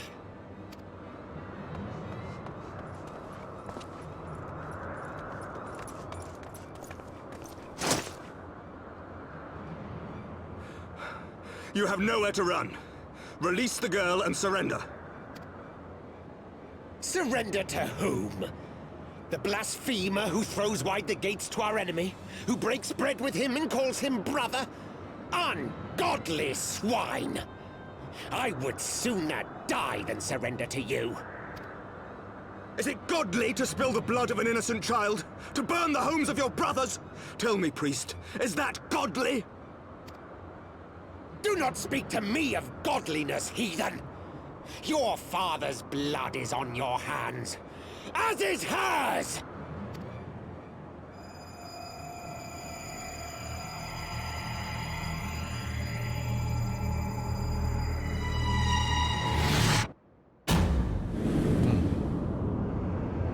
Just see the emergence of pure evil in that look. Holy cow.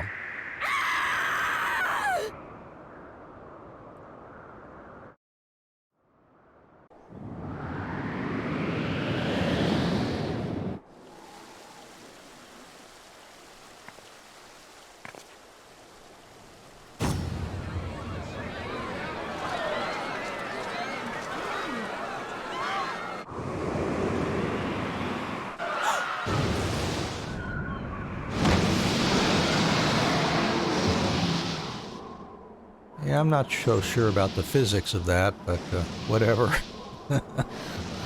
What? But I...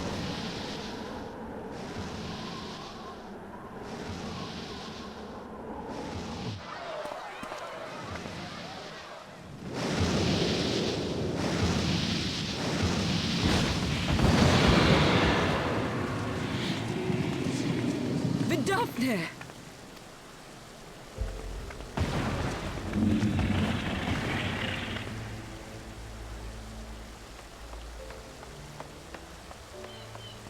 Well met, knight. Mayhap I chose an inopportune moment? Not at all. Pray forgive us this most unworthy reception. We are honored to have you with us, and right glad of your aid. Fortune delivered the child unto me. I had but to receive her. Thank you for saving me. Thou art welcome, child.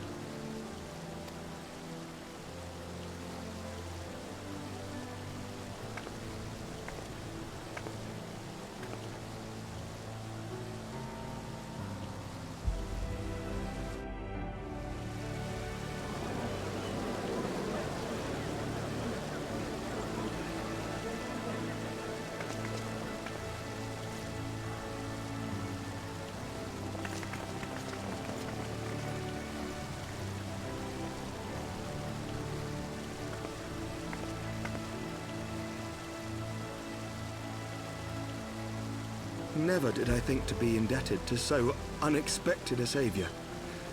But full glad am I to be so.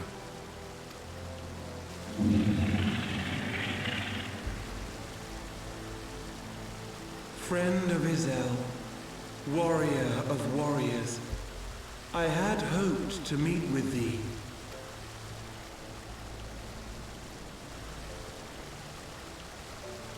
I bear a message from my sire. From Gracefelder?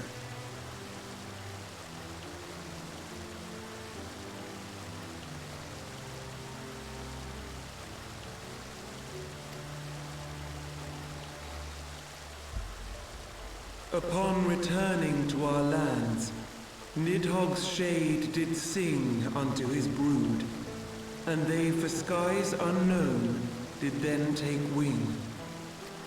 This thou must know, for your fates are inextricably bound. What of Estinian? Is he truly lost to us? Such matters are beyond my ken. I but bear my father's words. Take from them what thou wilt. Fare you well, mortals.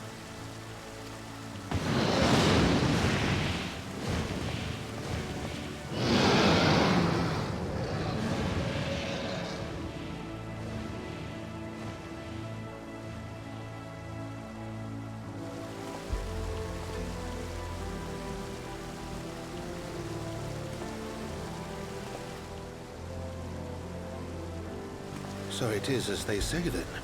A great white dragon swooped down from the heavens to rescue an innocent child. A most unexpected turn of events, but not an unwelcome one. The people will not soon forget this day. Yet how will they choose to remember it, Sir Aymeric? And will these events serve to bring man and dragon closer together, or drive a deeper wedge between brothers? After 1,000 years, the world these men once knew is changing, and with ungentle swiftness to boot. Though their actions are misguided, their sentiments are only to be expected. You may be sure that others will rally to their cause. I share your desire for a lasting peace with the Jovanians, I do. But I would not see it built on the bones of our countrymen, nor on our own.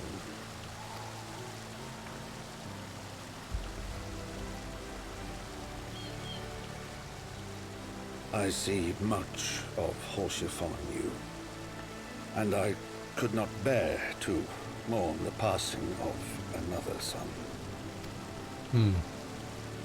Lord Edmund.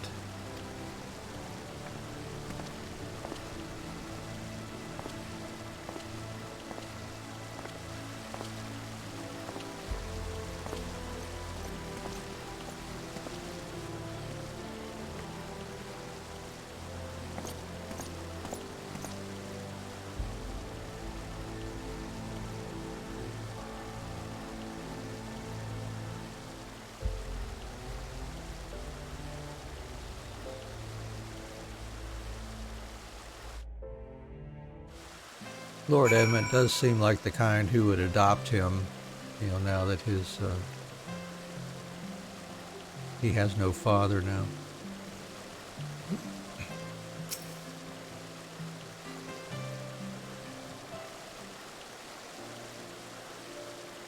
This has been a day of surprises, has it not?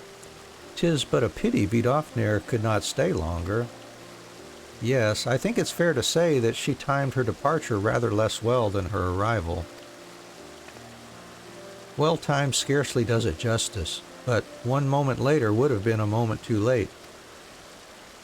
Let us pray that the Ishgardians who yet harbored doubts will take these events to heart and accept the truth of Sir Aymeric's words. Well, 'tis only meet that I inform Tataru of what has occurred here. If you have need of me, I shall be at Fortom Manor. Allow me to accompany you. Tataru would never forgive me if I left for the Rising Stones without saying goodbye.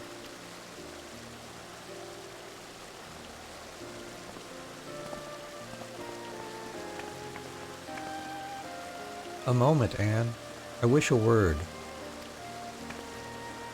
Tell me, does Thancred seem quite well to you? Yeah, he got on well with Hilda.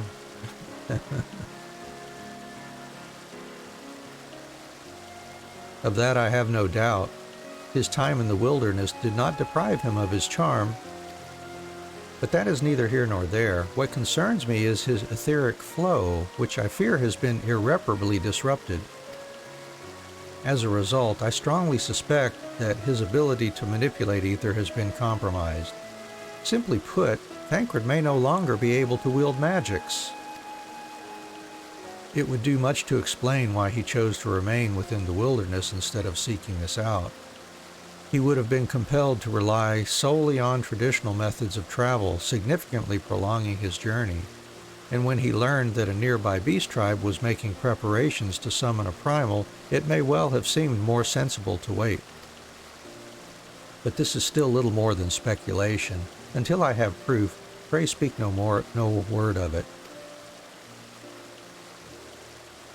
Right then, I should be on my way. Kral may have charmed Master Matoya for now, but who can say how long it will last?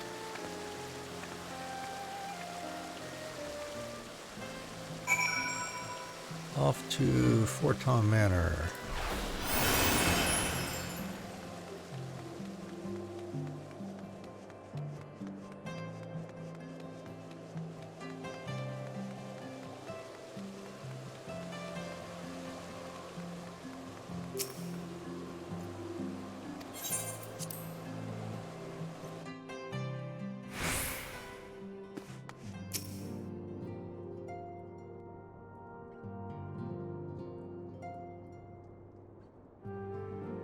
that Vidofnir should chance to arrive even as the girl fell. Truly, I could not have planned it better myself.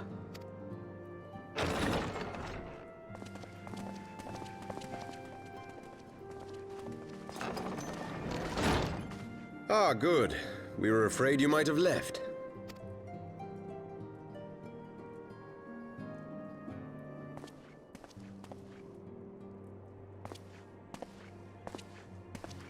A shield, my lord? Fit for a true knight. An expression of our gratitude to you and yours, long overdue.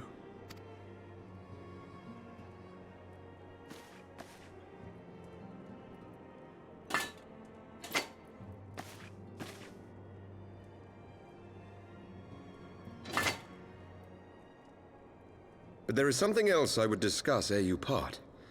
Something which cannot leave this room.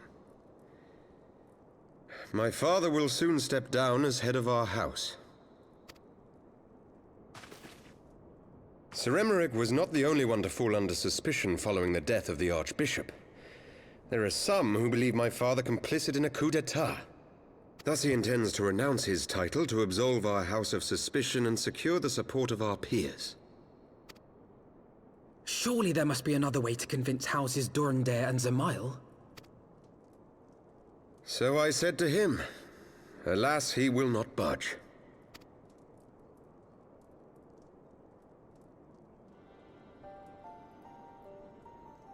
Ever since I was a child, I knew that I would one day succeed my father. The thought of it filled me with pride. Yet once I learned the day was at hand, my heart was filled with naught but dread. Our legacy is built upon the lies of our forefathers. In accepting this title, am I not perpetuating this injustice? Why should I become the next count? A knight lives to serve.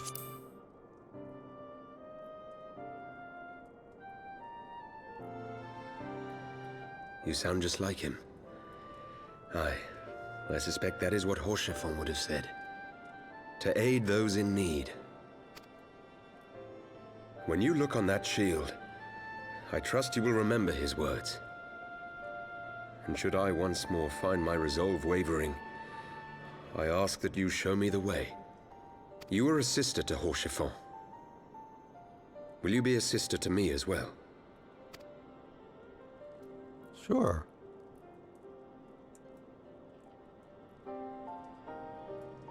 Come, Manalaine. There's much to be done. For father, and for Sir Aymeric, and for Ishgard.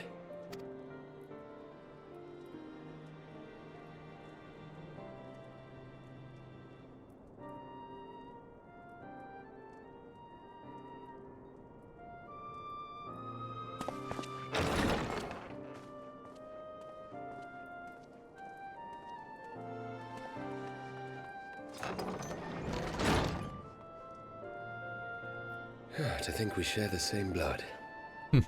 Pray excuse us.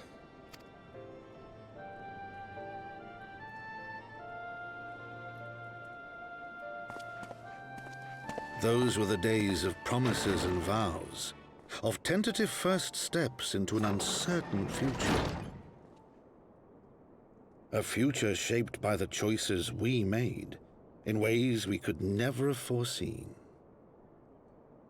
Born of good and evil, of light and darkness, and shepherded by our hand. Be it for weal, or be it for woe. From the memoirs of Count Edmond de Fortam, Heaven's Word, as goes light, so goes darkness.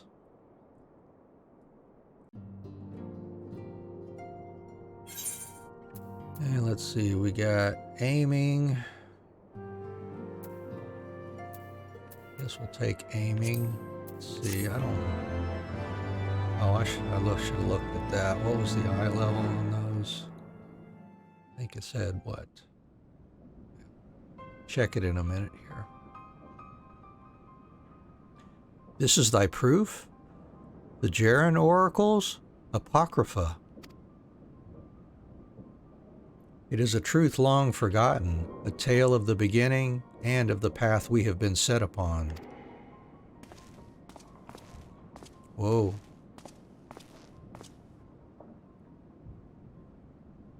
Our fates were ordained long ago, Archon. The Garleans are no exception, nor the Triad. You know what must be done.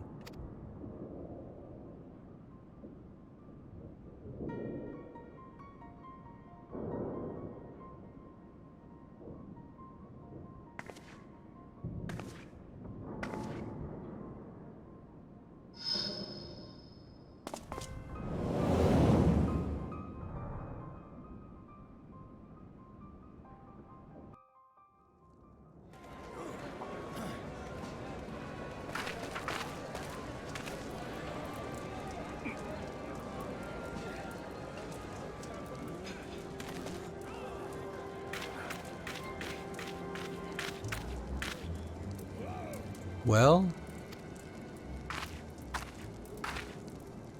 everyone has their orders. The masks will attack as soon as all units are in position. The Imperials won't know what hit them. I fear it will be bloody. By Ralgar, it had better be. We cannot stay here forever, Ida. We have other responsibilities. I know full well what my responsibilities are, and I mean to fulfill them, every one.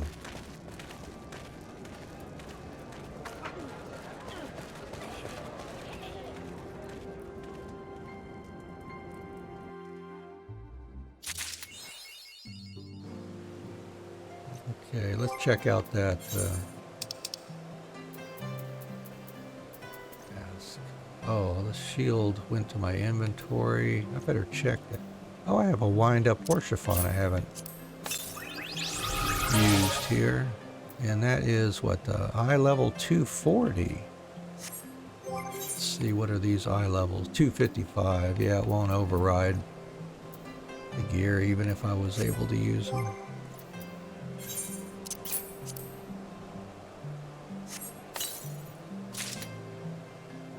Oh, it's rings, bracelet, and chokers, though. Ooh, okay. Yep. Why is that brand? Oh, I only have one ring, and of course the earring doesn't get used. I've still got this brand new ring from level 1. I should update that sometime. Alright, well anyways, that got us to eye level 233 there. That updating that ring would certainly help. The eye level anyways. I think I will go do that here in just a moment. Let's see what's next.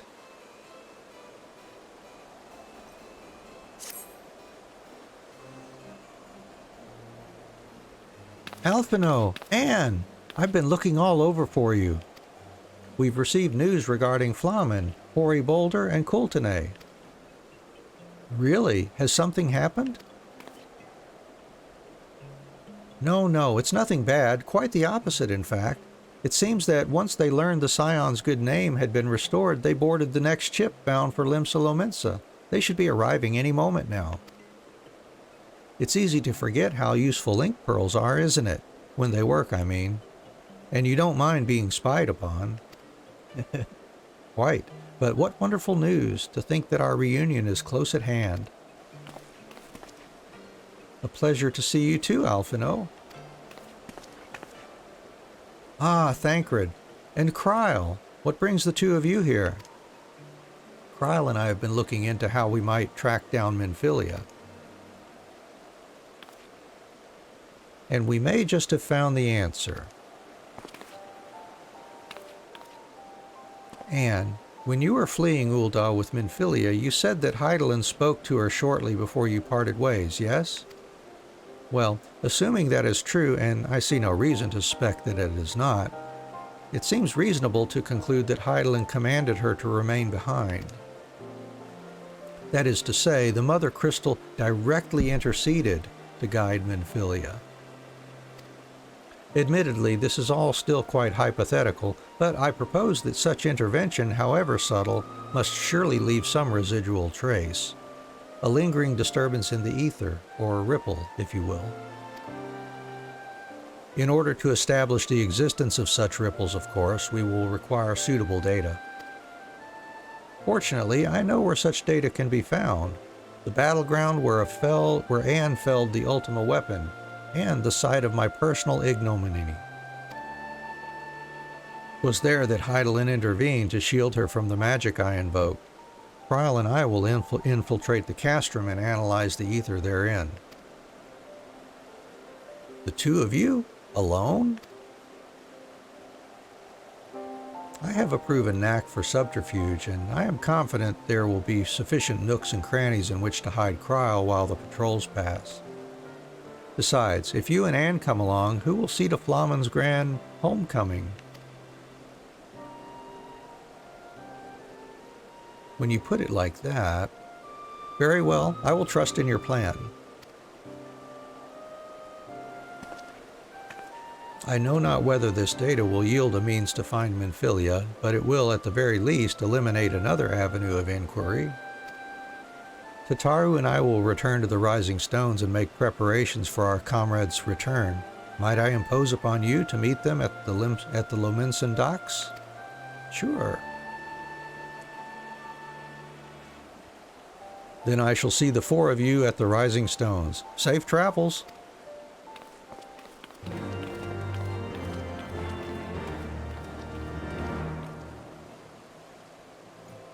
All right.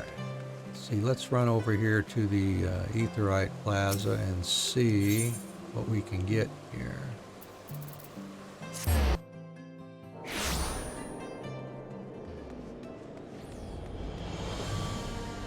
Not sure. Can we get physical range DPS?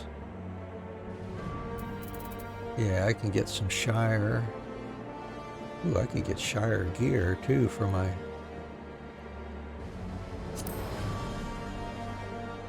tomes. But I won't spend it on that. I just want the ring, actually.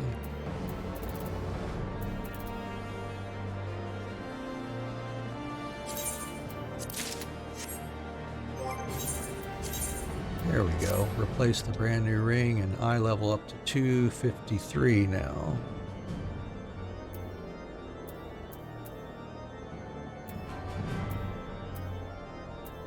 That's 270. Oh, that ring is 240.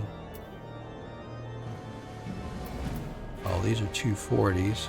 Okay. Well, if we need to bump our eye level for any reason, we'll come back here later.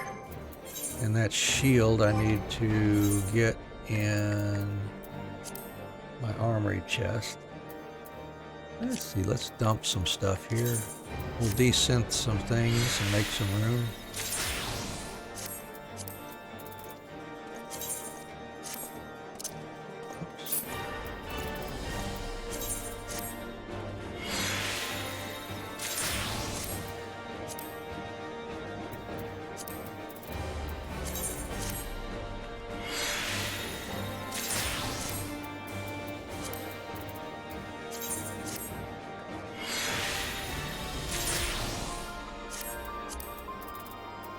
Oh, and something I haven't done is gone to check my adventuring buddies.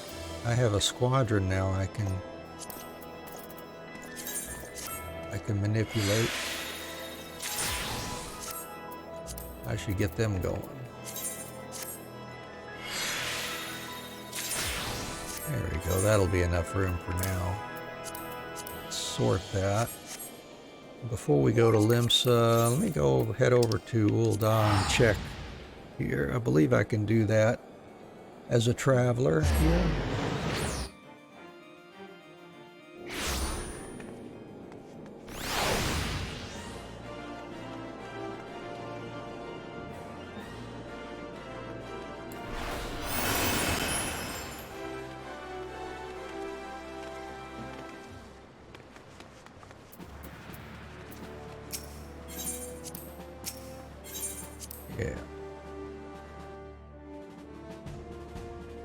Alright, so we did. We acquired at least one recruit, I guess a stream or two ago. Good news, Commander. We've received new enlistment papers. I've left them on your desk for review when you have a free moment. If you'd prefer, however, I can arrange for you to meet any potential new recruits face to face. I always like to look a soldier in the eye myself. Yeah, we've got a little level 1 thaumaturge. Alright.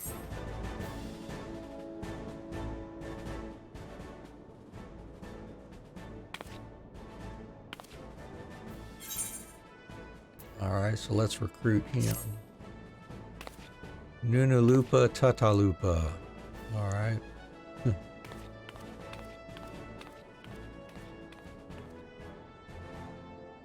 The squadron is now 4 strong, which means we're ready for deployment, sir.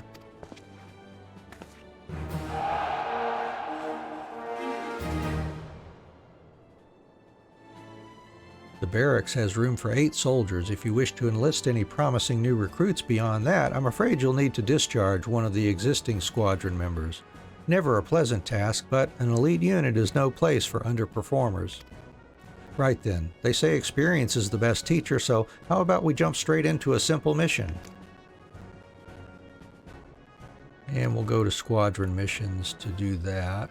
Let's check. Any more recruits? Nope. No new ones.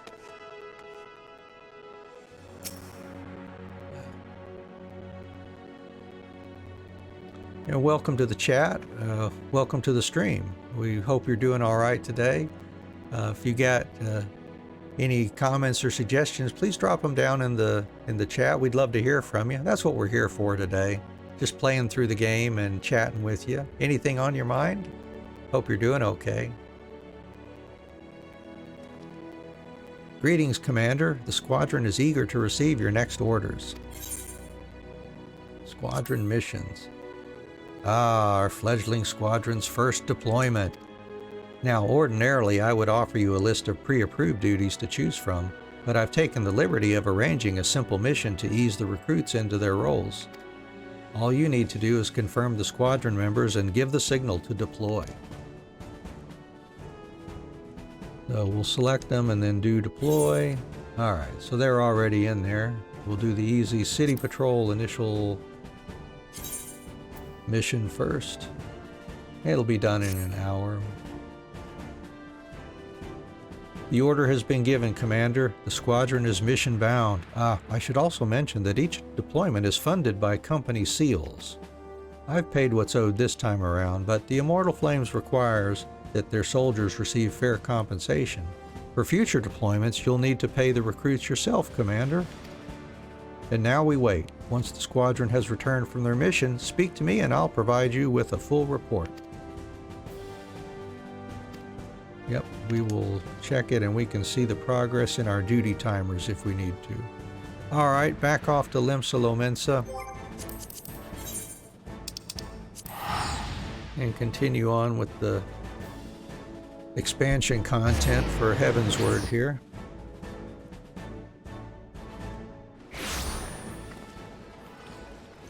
And let's see, where is Flamen?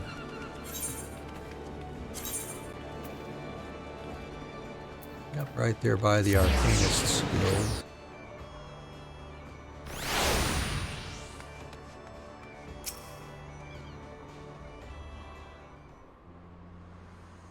Oh, Anne, how have you been?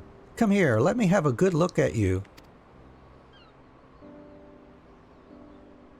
Thank the 12. One hears the strangest tales in foreign lands. I worried about you all every day. We would have sent word sooner, but the Braves afforded us no opportunity. When they fell upon us in the market, it was all we could do to escape. Tataru found her way to you, of course, but we were forced to seek shelter aboard a Hainish vessel. It pained us not being there when you needed us most, but we made the most of it, didn't we, Kultane? Studied and trained from dusk till dawn, we did. We would have sent word sooner, but we knew not whom to trust, and with the vast distance. But those dark days are behind us at last. I shall be glad indeed to return home and speak with my daughter. about that. What do you mean she's missing? How could you let this happen? Forgive me. I'm sure you're doing everything in your power to find her. As Thancred must be. He watched over her from the first, long before me, and he will watch over her to the last. I shall pray for her safe return and busy myself in the meantime. For a certainty, there is much and more to be done. The braves may have bloodied us, but the path remains, and we shall not be swayed from it. Aye, that's the spirit. To the Scions, and a long overdue reunion. Huzzah!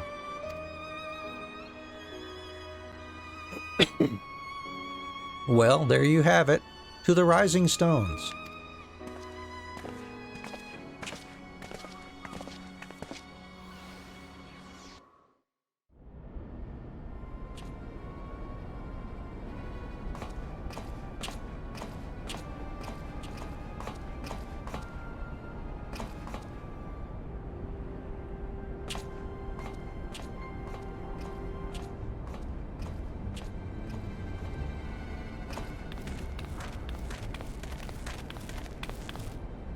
Well done, sir. And with that, I believe we are ready to proceed. And none of them noticed that funky tattoos on his neck.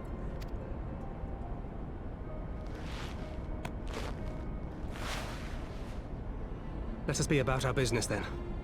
The next patrol may not be so credulous.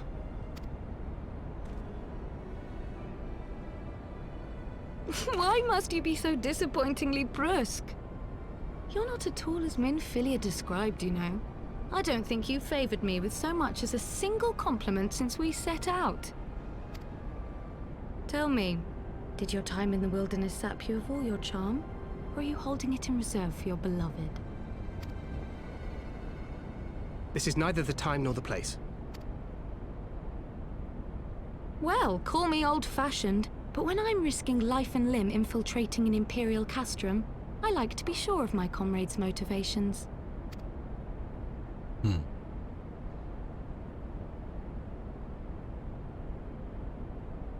I see now where Alphino gets it from. Minfilia is dear to me. It is true. But not in the way you think. 15 years passed, when she was still but a child. There was an incident at a parade. A gubu broke free of its fetters and ran amok through the streets of Ul'dah. Had I been more attentive, I could have prevented it. But I was distracted, and her father was killed. I feared she would never recover. But in the years that followed, she showed herself to be more resilient than I had ever imagined. And when she learned of her gift, she did not flinch from the responsibility, but sought to guide others on the path. She touched the hearts of all around her.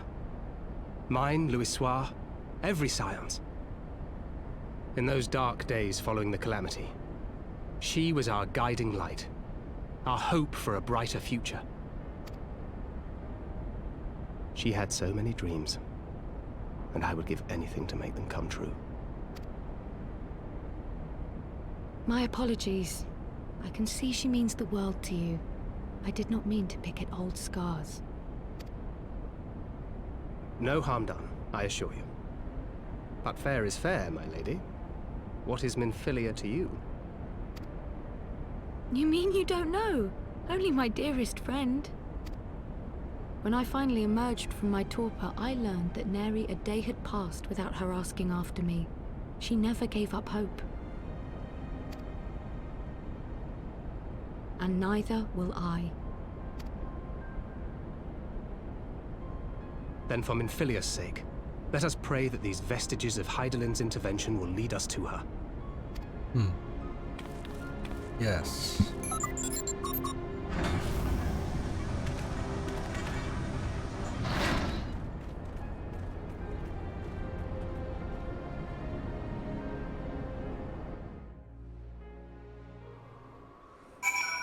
All right, off to Revenant's Toll, it looks like.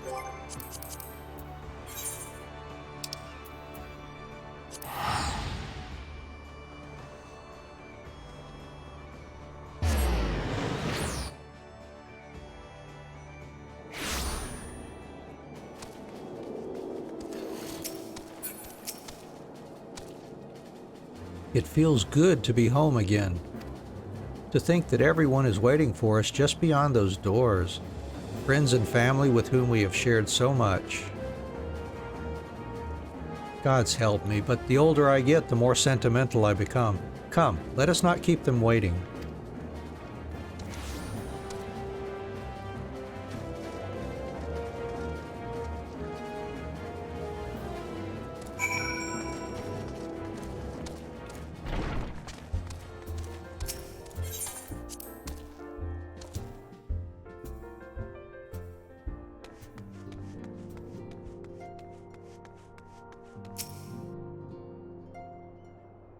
Eliane, FME, it fills my heart with joy to see you both hale and healthy. And what of Higiri? She is well, though abroad on a mission at present. It just wasn't the same without you. Welcome back, my lady.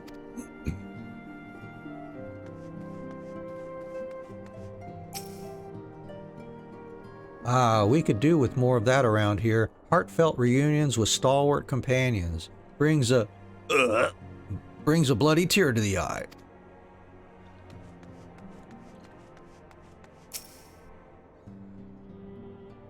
To secret oneself in a ship's hold to secure safe passage to a faraway land, this is a tale we know all too well. When they are well rested, I should like to seek a formal introduction. Why wait, my friend? Come, there is no need to be shy.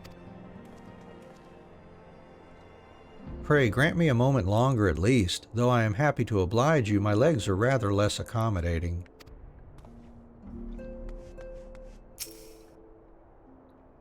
Ochre, what in the seven hells drove my little brother to come to Mordona? Why you, brother? You and the Scions, of course. For 1,000 days I trained that I might grow as strong as you, that I might fight alongside you. Yet, now that you are here, I sense that you have surpassed me once more. No, do not tell me. You trained with the Hanish, did you not? Your eyes do not deceive, brother. I have studied the trials of the braves, and drunk deep of the souls of mine enemies. Glad though I am to be home, I cannot help but think of those who have yet to return. Once we have settled in, I would join the search.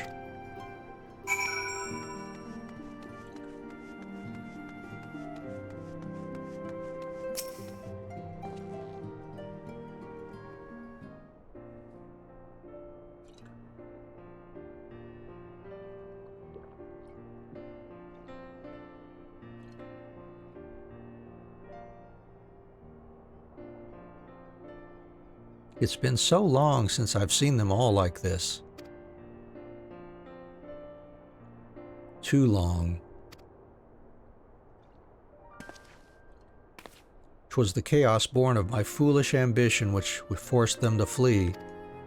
Though they are returned, there are others yet missing, others whom we cannot forsake. We'll find them, Alphino. I know we will. Minfilia, Ida, Papayimo, every last one. And when they walk through those doors, we'll be here to welcome them home. With me at the head of the queue, of course.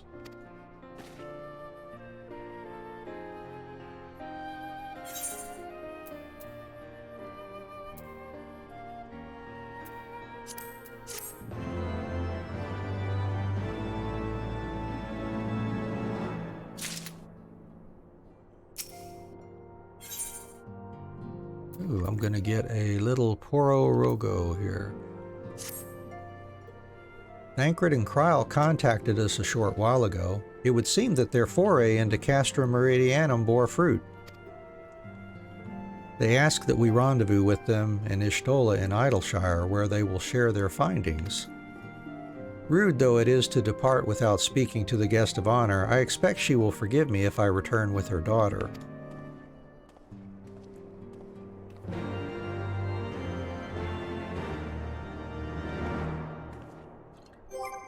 Right, so we need to rendezvous with Kryl over in Idleshire.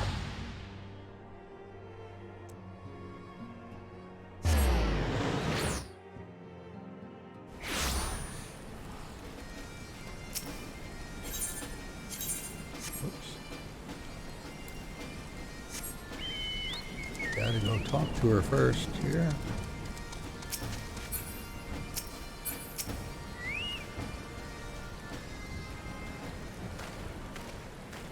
My apologies. I see I am the last to arrive. So, what news have you for us?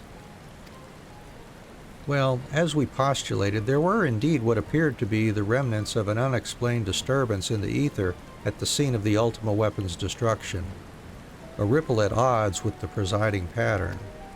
Though faint, the waveforms bore a strong resemblance to those observed following the destruction of the Isle of Val, when I believe Heidelin shielded me with the blessing of light. To confirm our findings, we paid a visit to the Silda aqueducts.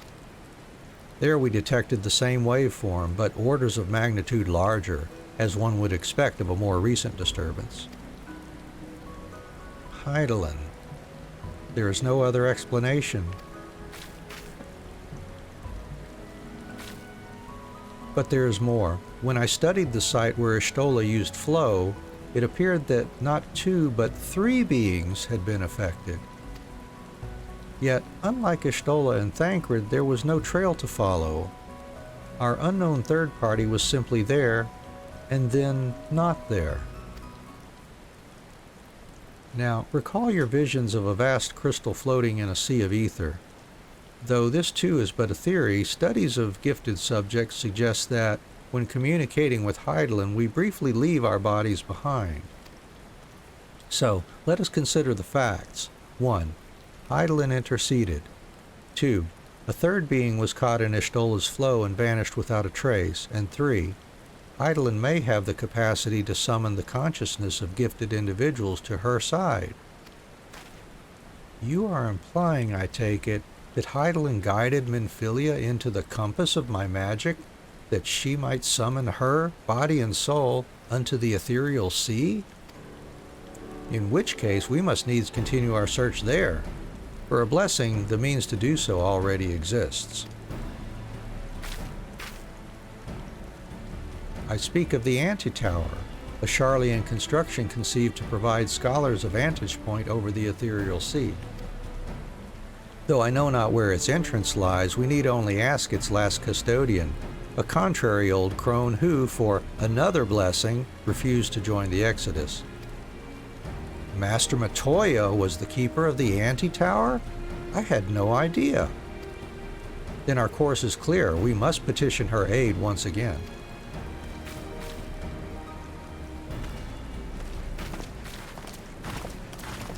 All right. Back out to the ass end of nowhere then.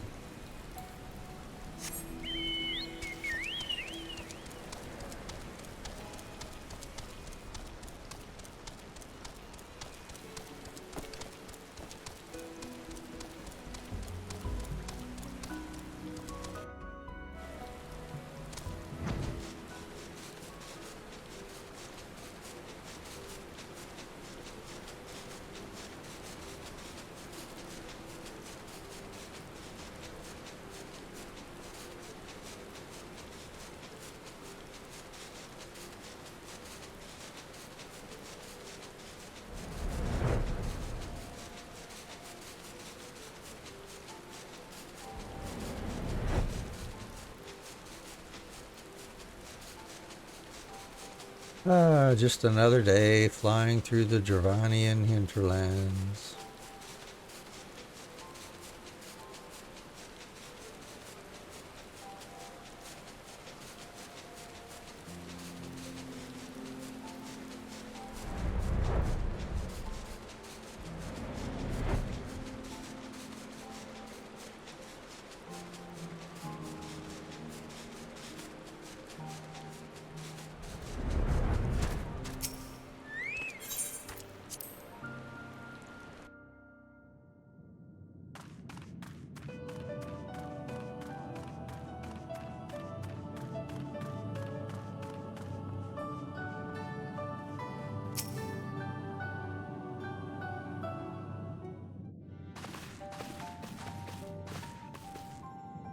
Oh, what a surprise.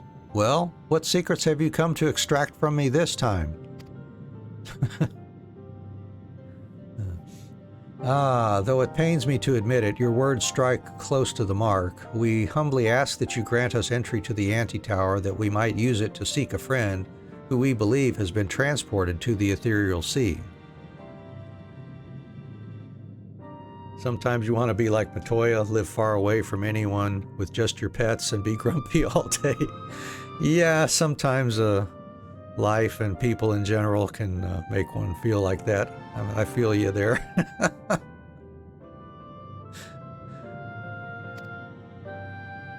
And who told you I could do such a thing, I wonder?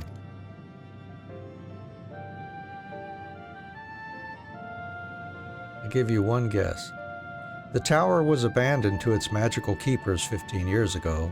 They have the run of the place now. If that is no deterrent to you, then by all means. Is that all? I felt sure you would seek to dissuade us from our course, given your role as custodian. Role? Hardly. The Forum foisted the title on me. During the Exodus, every entrance to the antitower was sealed, save one. That one right there. My role consists of making sure no one with ill intent sneaks through it. Such was the Forum's final order to me. Well, I can remove the wards right now. Will you be going or not? We will, Master Matoya. We will do whatever it takes to find Minfilia. We'll see about that. You, Baldessian girl, you're staying here with me. I need your help to restore the wards to their original state. The rest of you can go, on the condition that you clean up the mess in the tower. If you encounter any unruly familiars, you're to tend to them. Those are my terms, and I'll hear no argument. Well, it appears the mistress has spoken. Lead the way, Anne.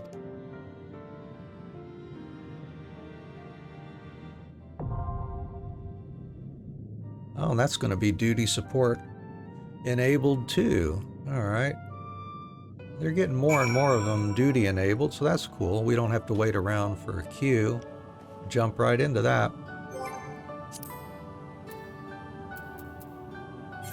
The anti-tower. And who we get? We've got Thancred. Thancred's going to be our tank, huh? Alphino and Ishtola.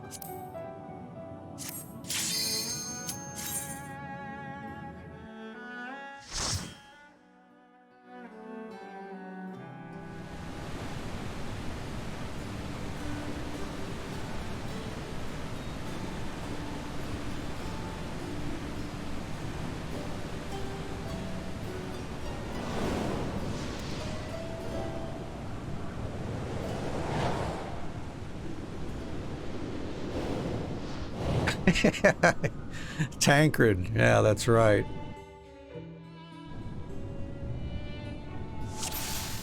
Taking on the role that he will be fulfilling for several expansions now, I guess.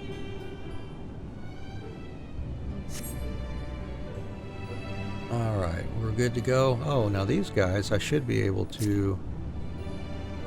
Yeah, I can make Ishtola my dance partner then.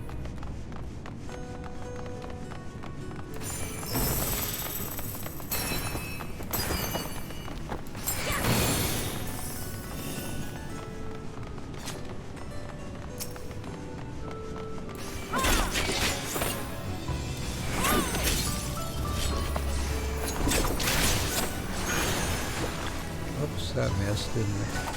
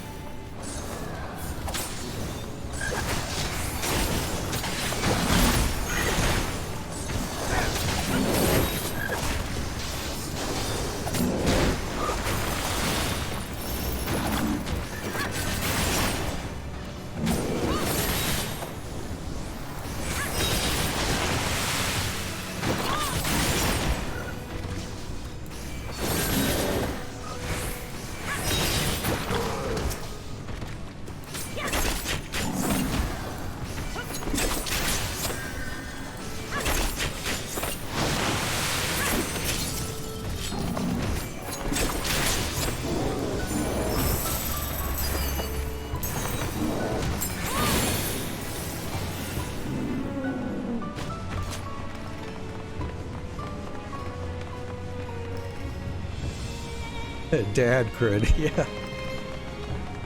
I don't know.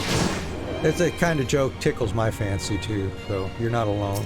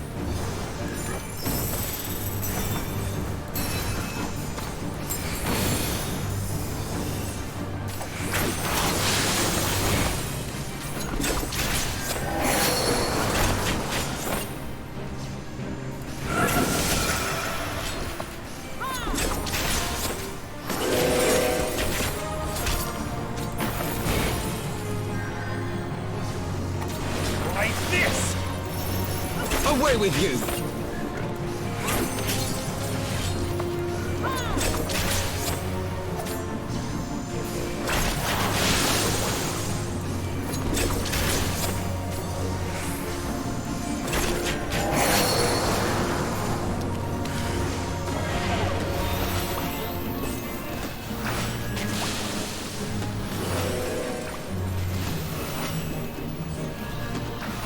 Well, I wasn't paying attention, I guess. Nope, I guess it didn't matter. Alrighty.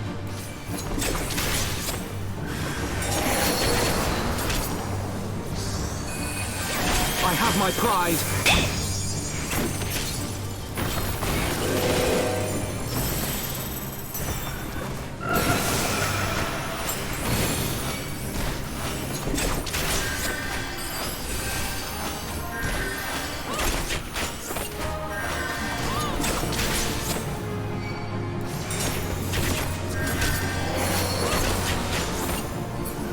Yeah.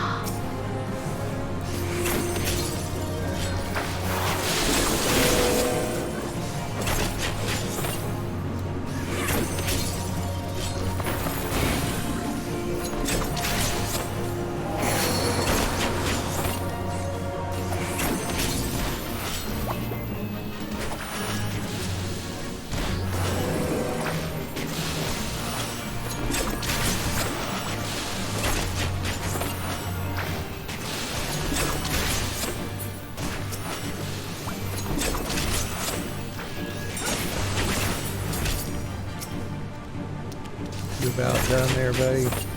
I shall make it quick. There we go.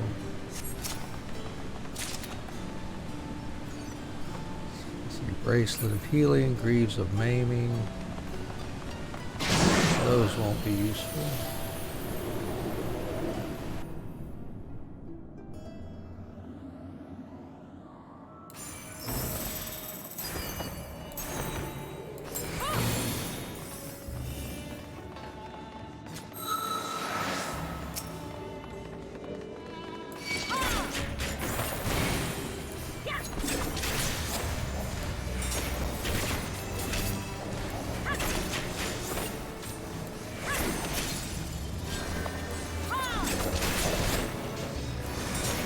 Okay, Thancred, you're not going to turn him away from the rest of us, then I'll go behind.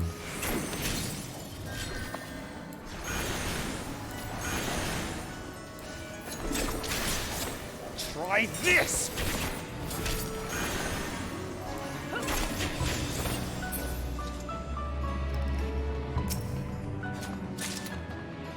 Bracelet of casting. Be good for our black mage, our red mage, I guess.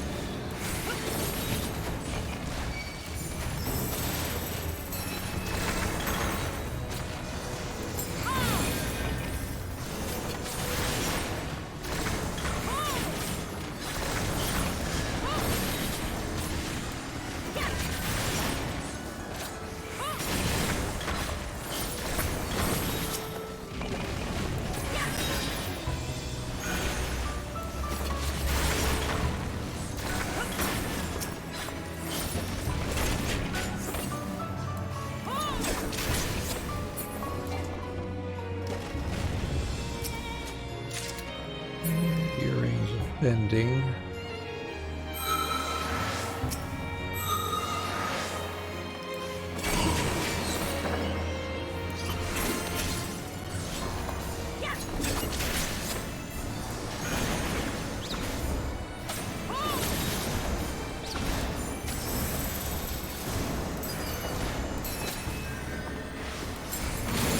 Away with you!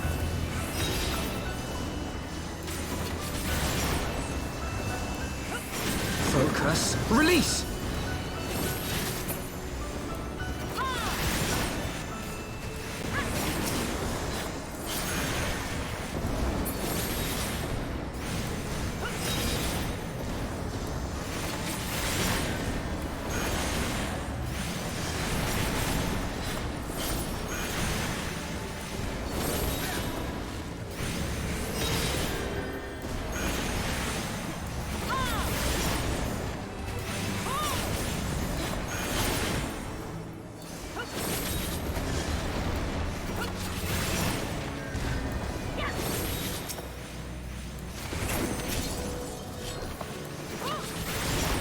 Away with you!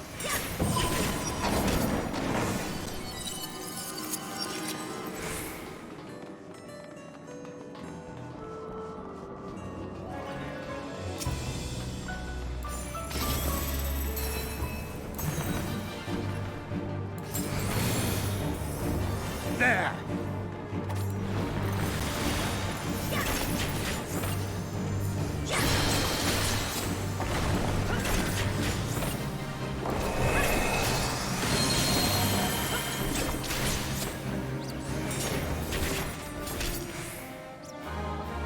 Whoops. Need to move.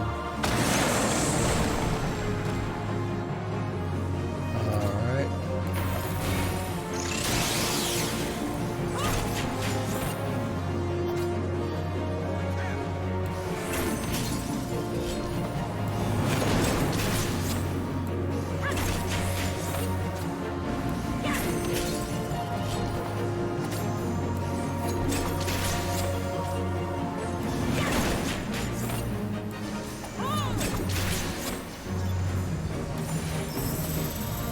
Away with you! Try this!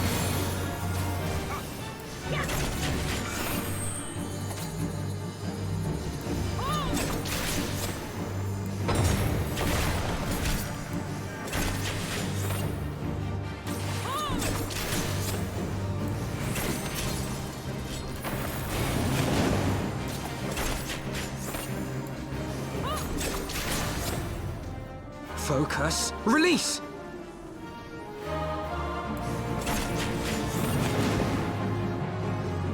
There!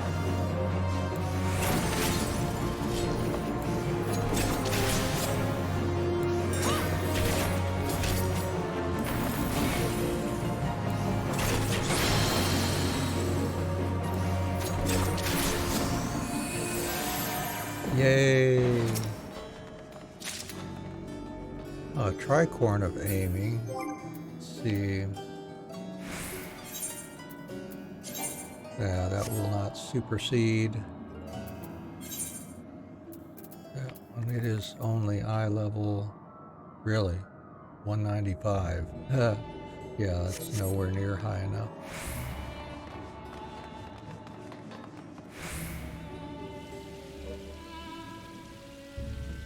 Well, I could try it on. See what it looks like. Cool little hat, I guess.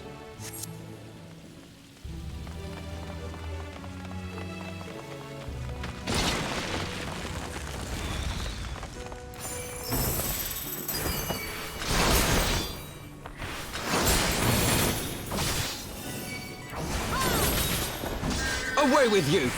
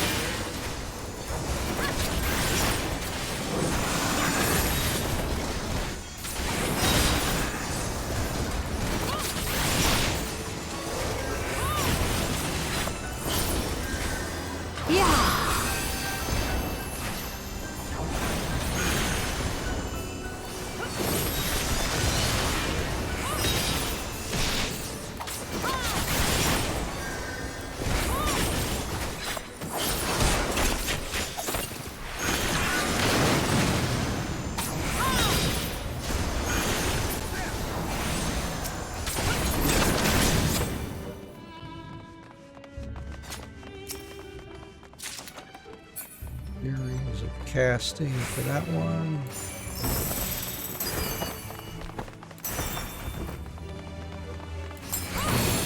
Oops, wrong way. Here we go. Ah, the creepy dolls.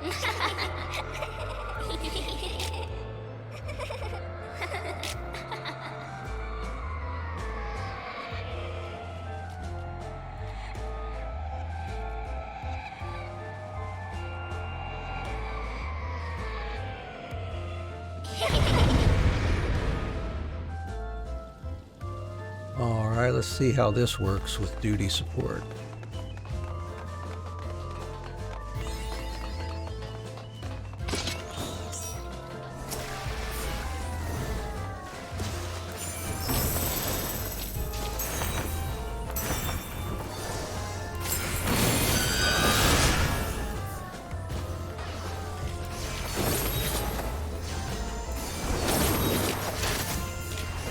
Focus. Release!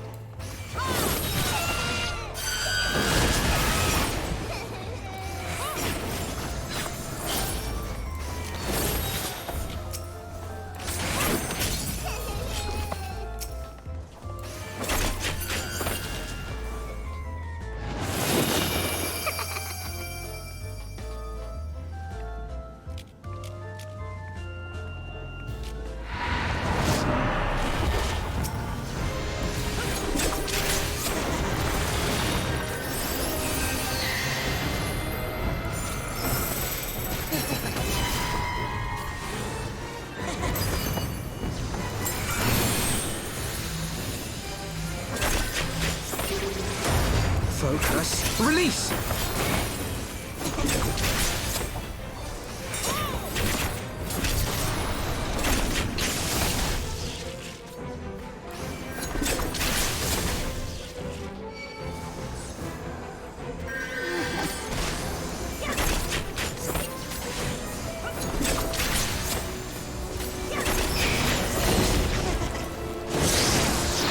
Away with you!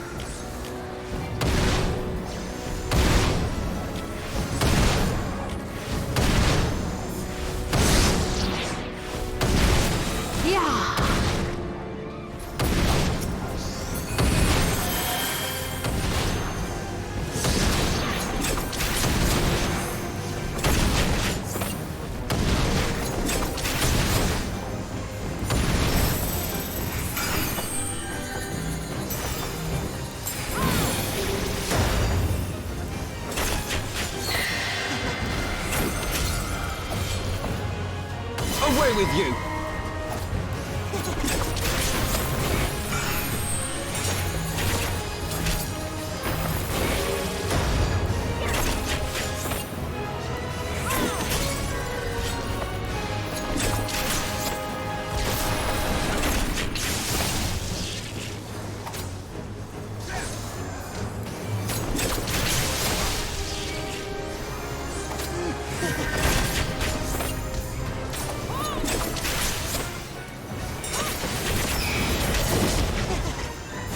Away with you!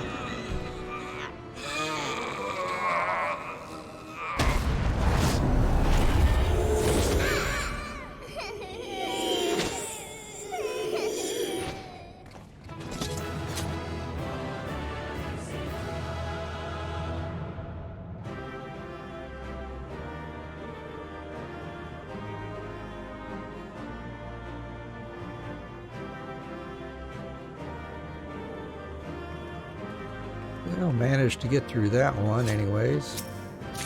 Let's see The trousers of scouting.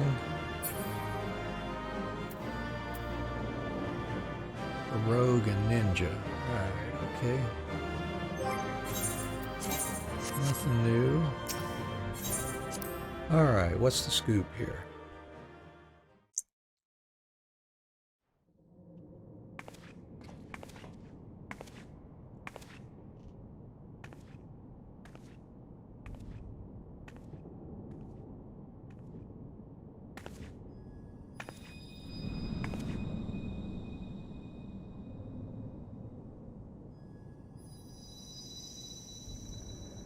Hear, feel, think.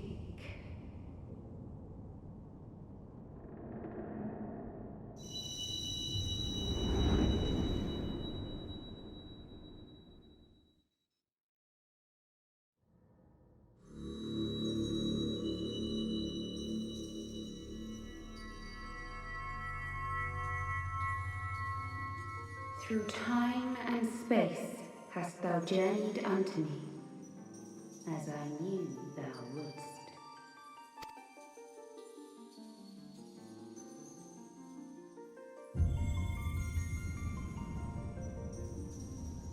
We are the word of the Mother. We, who were once called Minfilia. There she is. Much time hath passed for thee since the bloody banquet, since I hearkened to her word. Mother, Hydaelyn, guided me towards Y'shtola and Thancred, that I might be swept up in their flow and delivered unto the ethereal sea. There, adrift and alone, her voice silent once more, I prayed for those we had lost, for those we can yet save. To her I would make an offering. We speak now with one voice, one will, one word. Unto thee we bequeath the most precious of gifts, the truth which lieth at the heart of this world. Thus do we beseech thee once more. Hear, feel, think.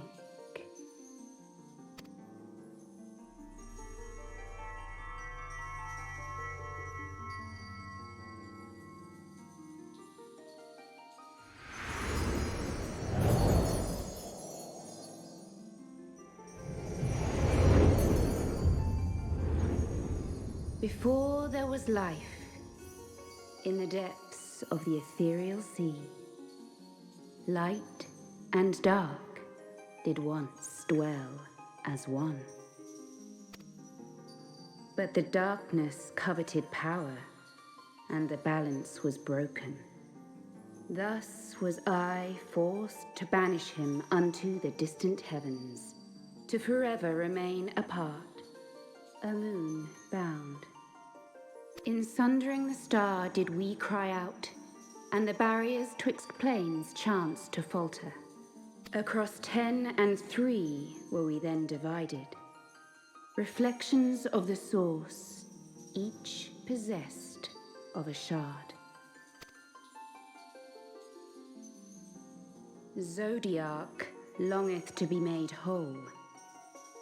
For his restoration, for his resurrection, his servants labor without cease. They seek to tear down the barriers which surround the source. Thus do they rejoice in their ardor, in your calamities, for each marks a rejoining.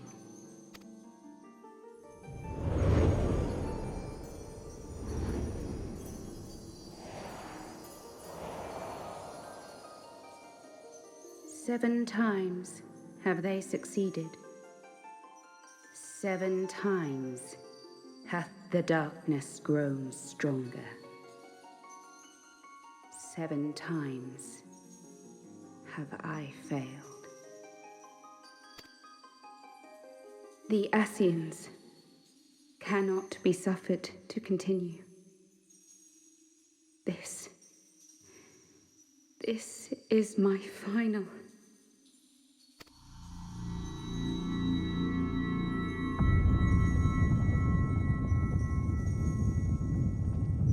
The crystal's power is all but spent.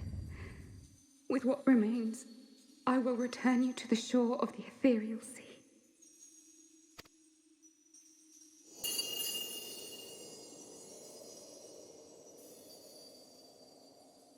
Blessed children, go forth and seek. Seek.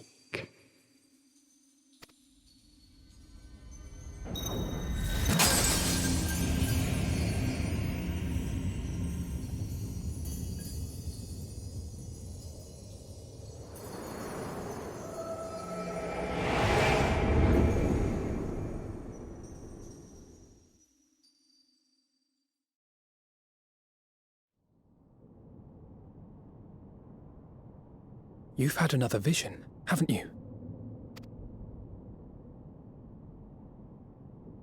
Let us return to Master Matoya's cave. Everyone will wish to hear what you saw.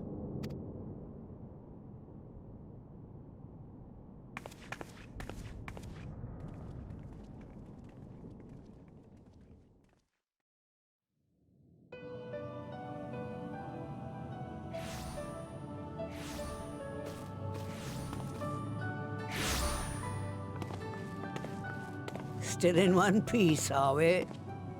Well, did you learn anything?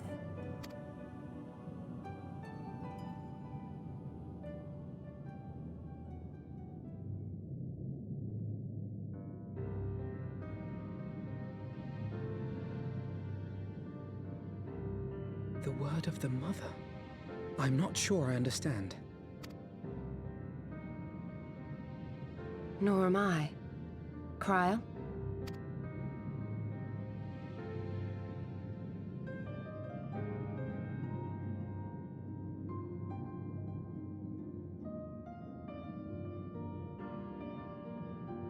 As unbelievable as it sounds, I see no reason to doubt her. The word's tale. No one was more sensitive to the will of Hydaelyn than Minfilia. And if Hydaelyn has grown so weak that she can barely make herself heard, it is not hard to see why Minfilia, having joined with her, might struggle to maintain her own form. What? Why would she need to maintain her own form? Are you saying she's gone?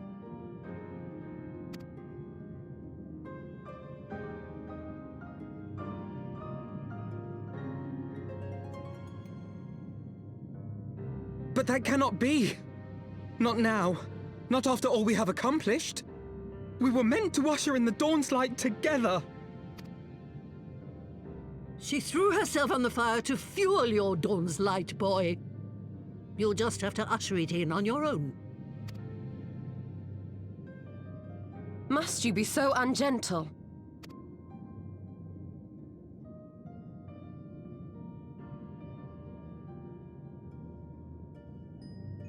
Tell me about the Scions, boy. The scions of the Seventh Dawn lay before Eorzea's salvation. Whenever the realm is threatened, be it by Primal, Ascian, Garlean, or any other, we take up arms in her defense, that all in Eorzea may live to see a brighter tomorrow. And that's very noble of you. But in chasing after these lofty goals of yours, you seem to have lost sight of some basic truths. To win a war, you must be willing to do whatever it takes. To fight, to kill, and if necessary, to die. The path you've chosen is paved with the dead. Walk it with your eyes open. Or not at all.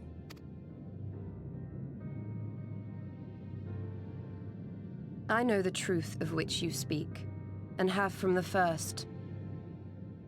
If the Ascians will go to any length to resurrect their god, then we must needs be as committed to our cause, to unmask them and their schemes, and to crush them both utterly.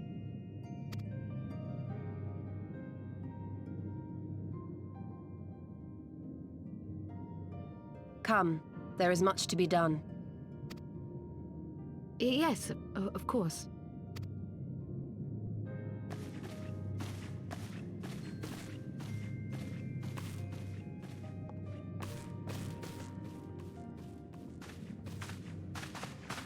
Thancred, wait!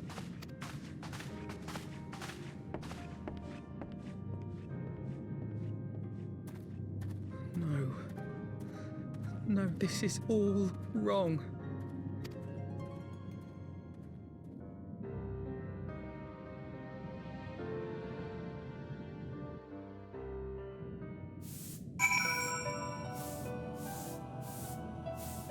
You know, watching this through, back after the expansion came out, you know, you have no idea what's to come in future expansions, but after having played through the whole story and seen how it unfolds, and then come back and watch some of these cut scenes like this, where you can actually see what they're referring to in an expansion, 2 expansions down the road, you know, what they're talking about. I mean, here they're talking about stuff that we'll find out in more about in Shadowbringers before we've even gotten into Stormblood. You know, so it's fascinating. That's why I enjoy going through this again here after all this time and without skipping stuff, because you know, playing through it before, yeah, I have, but I haven't really read the stories or paid much attention to it. It's good to do it again here all the way through.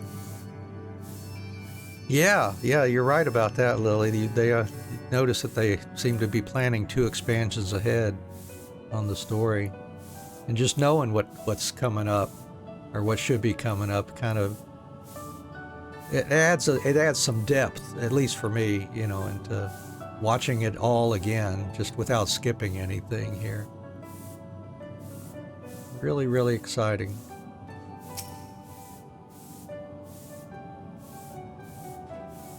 She's not coming back, is she? Just ... It weighs on you too, I know. I understand why she made her decision, and yet, every time we lose another friend, I have to ask myself if there was not another way. And I get the new minion too. Where's my, I guess when I changed job, did my minion go away? I had Midgard Zormer helping me out. Well, I will just use the frog for now, I guess. That could be fun. Let him hop around with me. Let's see, where is he? There he is. Unable to summon there. Oh, that's why I don't see my minion. Okay. Oh, let's see what they said in an interview, that they write story with the next 2 expansions in mind and having them at least roughly planned out, so everything stays a cohesive story. Oh, okay. Yeah, I guess I've never really followed the letters from the producer and all the news that they have. But yeah, that makes sense then. Thanks for the info. Well, I will summon my frog when I get back outside then. I must ask that you not breathe a word of this to any of the others at the Rising Stones, especially Flamen. I will brief Tataru on what we have learned, as well as Urianger. He may have insight into what the word told us. As for you, Anne, after all you have done, I would say you have earned a rest. But speaking of well-earned rewards, I received a missive from Sir Aymeric while you were away. It would seem he is planning a ceremony of some sort and would like you to attend. He did not divulge the details, preferring instead to explain in person. Mayhap you should pay him a visit.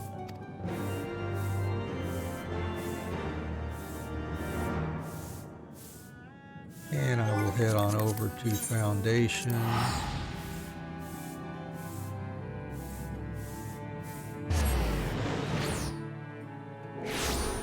Yeah, there's Midgard Swarmer. But I'm gonna use the frog instead for now. Yeah, just something fun, whimsical. And that's where we'll end the stream for today. 3 hours here, that's enough for today. We'll be back tomorrow working on hard mode, Infinite Undiscovery. We left ourselves in the first little village there, and we were doing some crafting, working on that, getting our gear updated, and we'll continue that tomorrow.